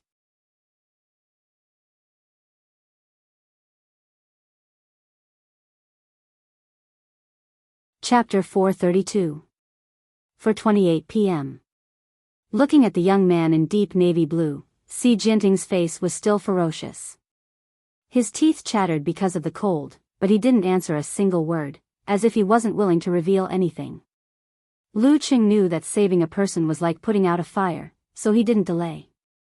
He immediately put on a serious expression and visualized the sharp and cold army character in his mind. He didn't make any hand seals, nor did he speak in the ancient language. He only combined the bloody feeling of the battlefield with his own terrifying aura. Combined with the words in his mouth, he pressured Si Jianting's spirit. "Where is Li Zhenhua?" Lu Qing shouted in a deep voice. Si Jianting inexplicably shivered, and his body trembled. But after so many years of bloodshed in war-torn areas, he stubbornly refused to admit defeat, and retained the last of his bearing as an ambitious person. Lu Qing narrowed his eyes and spoke again. "Where is Li Zhenhua? Where is Li Zhenhua?" The two voices were like thunder in his ears. Si Jianting's eyes couldn't help but reveal a sense of fear, as if he had returned to his youth when he was imprisoned in that warlord's water prison. Where is Li Zhenhua? Lu Cheng's aura flared, and the surroundings seemed to be filled with the smell of blood. I'll talk. Si Jianting couldn't hold on any longer. His spirit completely collapsed, as if he had seen death, seen the end of the world. A suspicious wetness appeared in his pants, and with snot and tears, he wailed, I'll talk. I'll tell you everything. He's not dead, he's not dead. He's in my 19th floor office's secret room. Following Si Jianting's stammering confession, Lu Qing more or less figured out what had happened. Last night, after Li Zhenhua had infiltrated, he'd relied on the tips of the spies he'd bribed to find the account books of Si Jianting's casino, as well as a batch of contraband smuggled from the war-torn areas, and other key evidence. But when he'd finished collecting and was preparing to leave, he'd been discovered by the night patrol Wison, who'd suddenly launched a sneak attack and smoothly captured him. Afterwards, Si Jianting, who'd suspected that his mortal enemy had set him up, secretly rushed over under Huang Qingda's protection. He'd tortured Li Zhenhua, and found out that he was an ice god sect disciple. Si Jianting's head immediately swelled. He could almost imagine the pressure he'd have to bear at dawn. At this point it was impossible for them to send Li Zhenhua away politely, because the other party already knew a lot of decisive things, and there was a deep hatred between them. They had no choice but to deal with the surveillance video overnight. Then, they found a connection to stall for time and began to destroy the evidence in batches. Once he'd perfected his plan, Si Jianting didn't leave things to chance. He immediately made arrangements to escape, planning to go to the warlord in the war-torn areas to avoid the limelight. As for Li Zhenhua, he wanted to directly silence him, but he didn't dare to make a move. This was because, under the circumstances where all the suspicions pointed towards him, once he killed an ice god sect disciple or made him disappear for real, it would thoroughly enrage that colossus. Who knows, it might even send an inhuman or even a physical invulnerability expert to kill him. Escaping to a collaborator that wasn't considered strong would only make the other party even more fearless. Therefore, Si Jianting was prepared to temporarily spare Li Zhenhua this time. In any case, what should have escaped had already escaped, what should have been destroyed had already been destroyed, and what should have been dealt with had already been dealt with. Afterwards, he'd look for an opportunity to create an accident. Under the premise that no one would suspect him, he'd erase this enemy that hated him. Finally, he'd change his appearance, return to his hometown, and take back his property. Why do people who do criminal things like to keep accounts? Lu Qing recalled the TV dramas and novels he'd seen before, and silently complained. Afterwards, he picked up Si Jianting, who'd collapsed into a pile of mud, and circled around to Huang Qingda's side. He lifted his knee, tapped the ground with the tip of his foot, and kicked Huang Qingda's ear, making this dance stage martial artist completely pass out. With his other hand, he pulled Huang Qingda and lifted him up. Lu Qing did the same to Wilson and the bodyguard in the front passenger seat, but he didn't stop the driver from escaping. The reason why he wanted to go through so much trouble was because he felt that he had to do things cleanly. What if Wilson and Huang Qingda were lunatics, and after escaping, wanted to retaliate against him and the people of the Ice God sect? The other bodyguards didn't have this ability, but they did. Since that was the case, he might as well just throw them both to the local police station, and then exert pressure through the sect to sentence them to death. The bodyguard in the front passenger seat didn't have this kind of treatment. After being knocked out by Lu Qing, he was directly thrown into the flower bed. If he could wake up before the police arrived, he could count himself lucky. Lu Qing had just stacked Wilson and Huang Qingda together, making it easier for him to drag them away with one hand, when Zhang Xiaozi ran over in surprise and joy, crossing the road that almost all the cars had already taken a detour. "Senior, Zhen Zhenhua is okay, right?" She gasped for breath, and asked with both expectation and apprehension. "It's not too big of a deal." Lu Qing hadn't seen the specific situation with his own eyes, so he could only answer vaguely. Zhang Xiaozi already believed him from the bottom of her heart. Hearing what he said, a brilliant smile appeared on her face. Thank you Thank you, Senior. Her voice hadn't yet fallen when her cell phone suddenly rang. She picked it up and looked at it, and her expression slightly changed. Police station. She looked at Lu Cheng with a somewhat panicked expression, asking for a decision. It was obvious that after receiving the police report, the other party had guessed that the Ice God's sect was on the move, and had immediately called Zhang Xiaozi, who was in charge of communication. Lu Cheng pondered for 2 seconds, then calmly smiled and said, "Just tell them 5 words, no lives were lost." "Yes, Senior." Zhang Xiaozi suddenly had a backbone again, and she hurriedly answered the phone. After she made a few yes sounds, she imitated Lu Cheng's tone just now, and calmly said, "Don't worry, no lives were lost." The other end of the phone was silent. Lu Cheng saw that Li Zhenhua was no longer in imminent danger, and he was afraid that his little fairy would worry for too long, so he temporarily stopped dragging Wilson and Huang Qingda into the Linfu building. He took back his wallet and cell phone from Zhang Xiaozi, and dialed a number. He held Si Jianting in one hand, and his foot was pressed against Wilson and Huang Qingda. He calmly stood there in navy blue, and then looked at the cars in the distance that were taking a detour, waiting for his wife to answer. 4:32 p.m. When the call connected, Lu Cheng was afraid that Yan Zhika would misunderstand, so he rushed to open his mouth first. "Hello, Ku." Yan Zhika clearly exhaled, and her tone was filled with joy as she asked, "You gave up?" "No, it's already been solved." Lu Cheng laughed softly. Beside him, Zhang Xiaozi was stunned. The professional and serious Senior actually had this side of his chest that resonated with his laughter. "Solved? It's only been a few minutes." Didn't you say that a small matter had become a big trouble?" Yan Zhika was shocked and at a loss. Her body and mind relaxed, and she was so happy that she was about to explode. Hearing his little fairy's clear and surprised voice, Lu Cheng couldn't help but brag. He lightly laughed and said, "I made a mistake in my judgment. For me in the past, it was indeed a big trouble, but for me now, it's just a small matter." "You're bragging." Yan Zhika was angry, amused, and happy at the same time. How could Cheng make the mistake of not knowing himself and not knowing the enemy? "Yes, I'm bragging. Coach Yan knows me best." Lu Cheng's old face reddened, and he calmly admitted, "It's mainly because their posture was too good, so the matter is simple. I'll tell you the details later." Yes. Yan Zhika's voice was light and quick.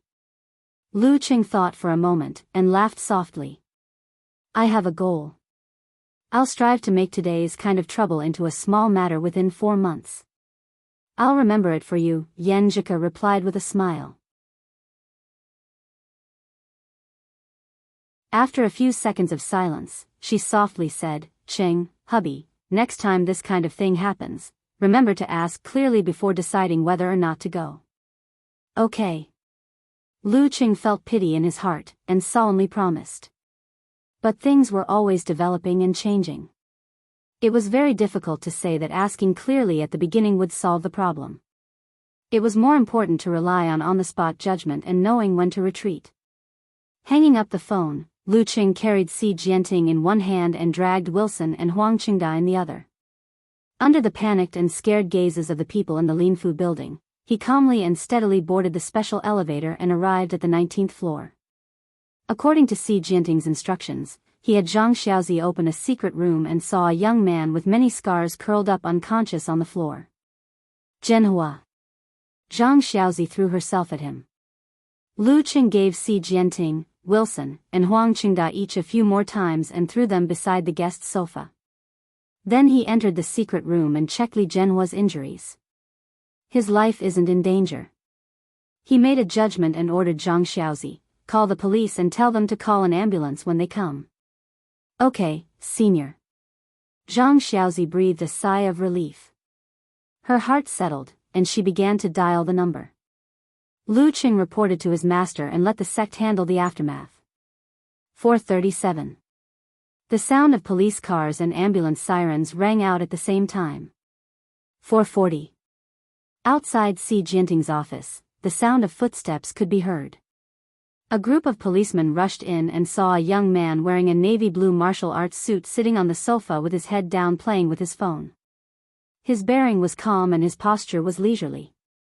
At his feet, Wilson, Huang Qingda, and Si Jianting were lying in a mess, overlapping each other. They were all unconscious. That famous Linbian big shot's body was even slightly trembling, faintly emitting a foul smell. On the other side, Zhang Xiaozi, wearing a short-sleeved shirt, shorts, and jogging shoes, stood quietly like a maid. Her eyes occasionally drifted to Li Zhenhua, who was lying on another sofa. Lu Qing raised his head, smiled at the leading police officer, and asked calmly, "What's the matter?" He asked calmly, "Can I go now?" The police officer was silent at first. Looking at the unconscious Li Zhenhua, he nodded heavily. "Yes. That's good." Lu Qing slowly got up. Under the watchful eyes of the police officers and Zhang Xiaozi, he walked out unhurriedly. The office quieted down. Everyone could faintly hear him making a phone call in the elevator. "Hello, Mom, I might be an hour late for dinner." An hour late for dinner. The police officers and Zhang Xiaozi looked at each other. Leaving the Linfu building, Lu Qing waved his hand to stop a taxi and sat in the back. "Go to the Four Joys store," he calmly ordered.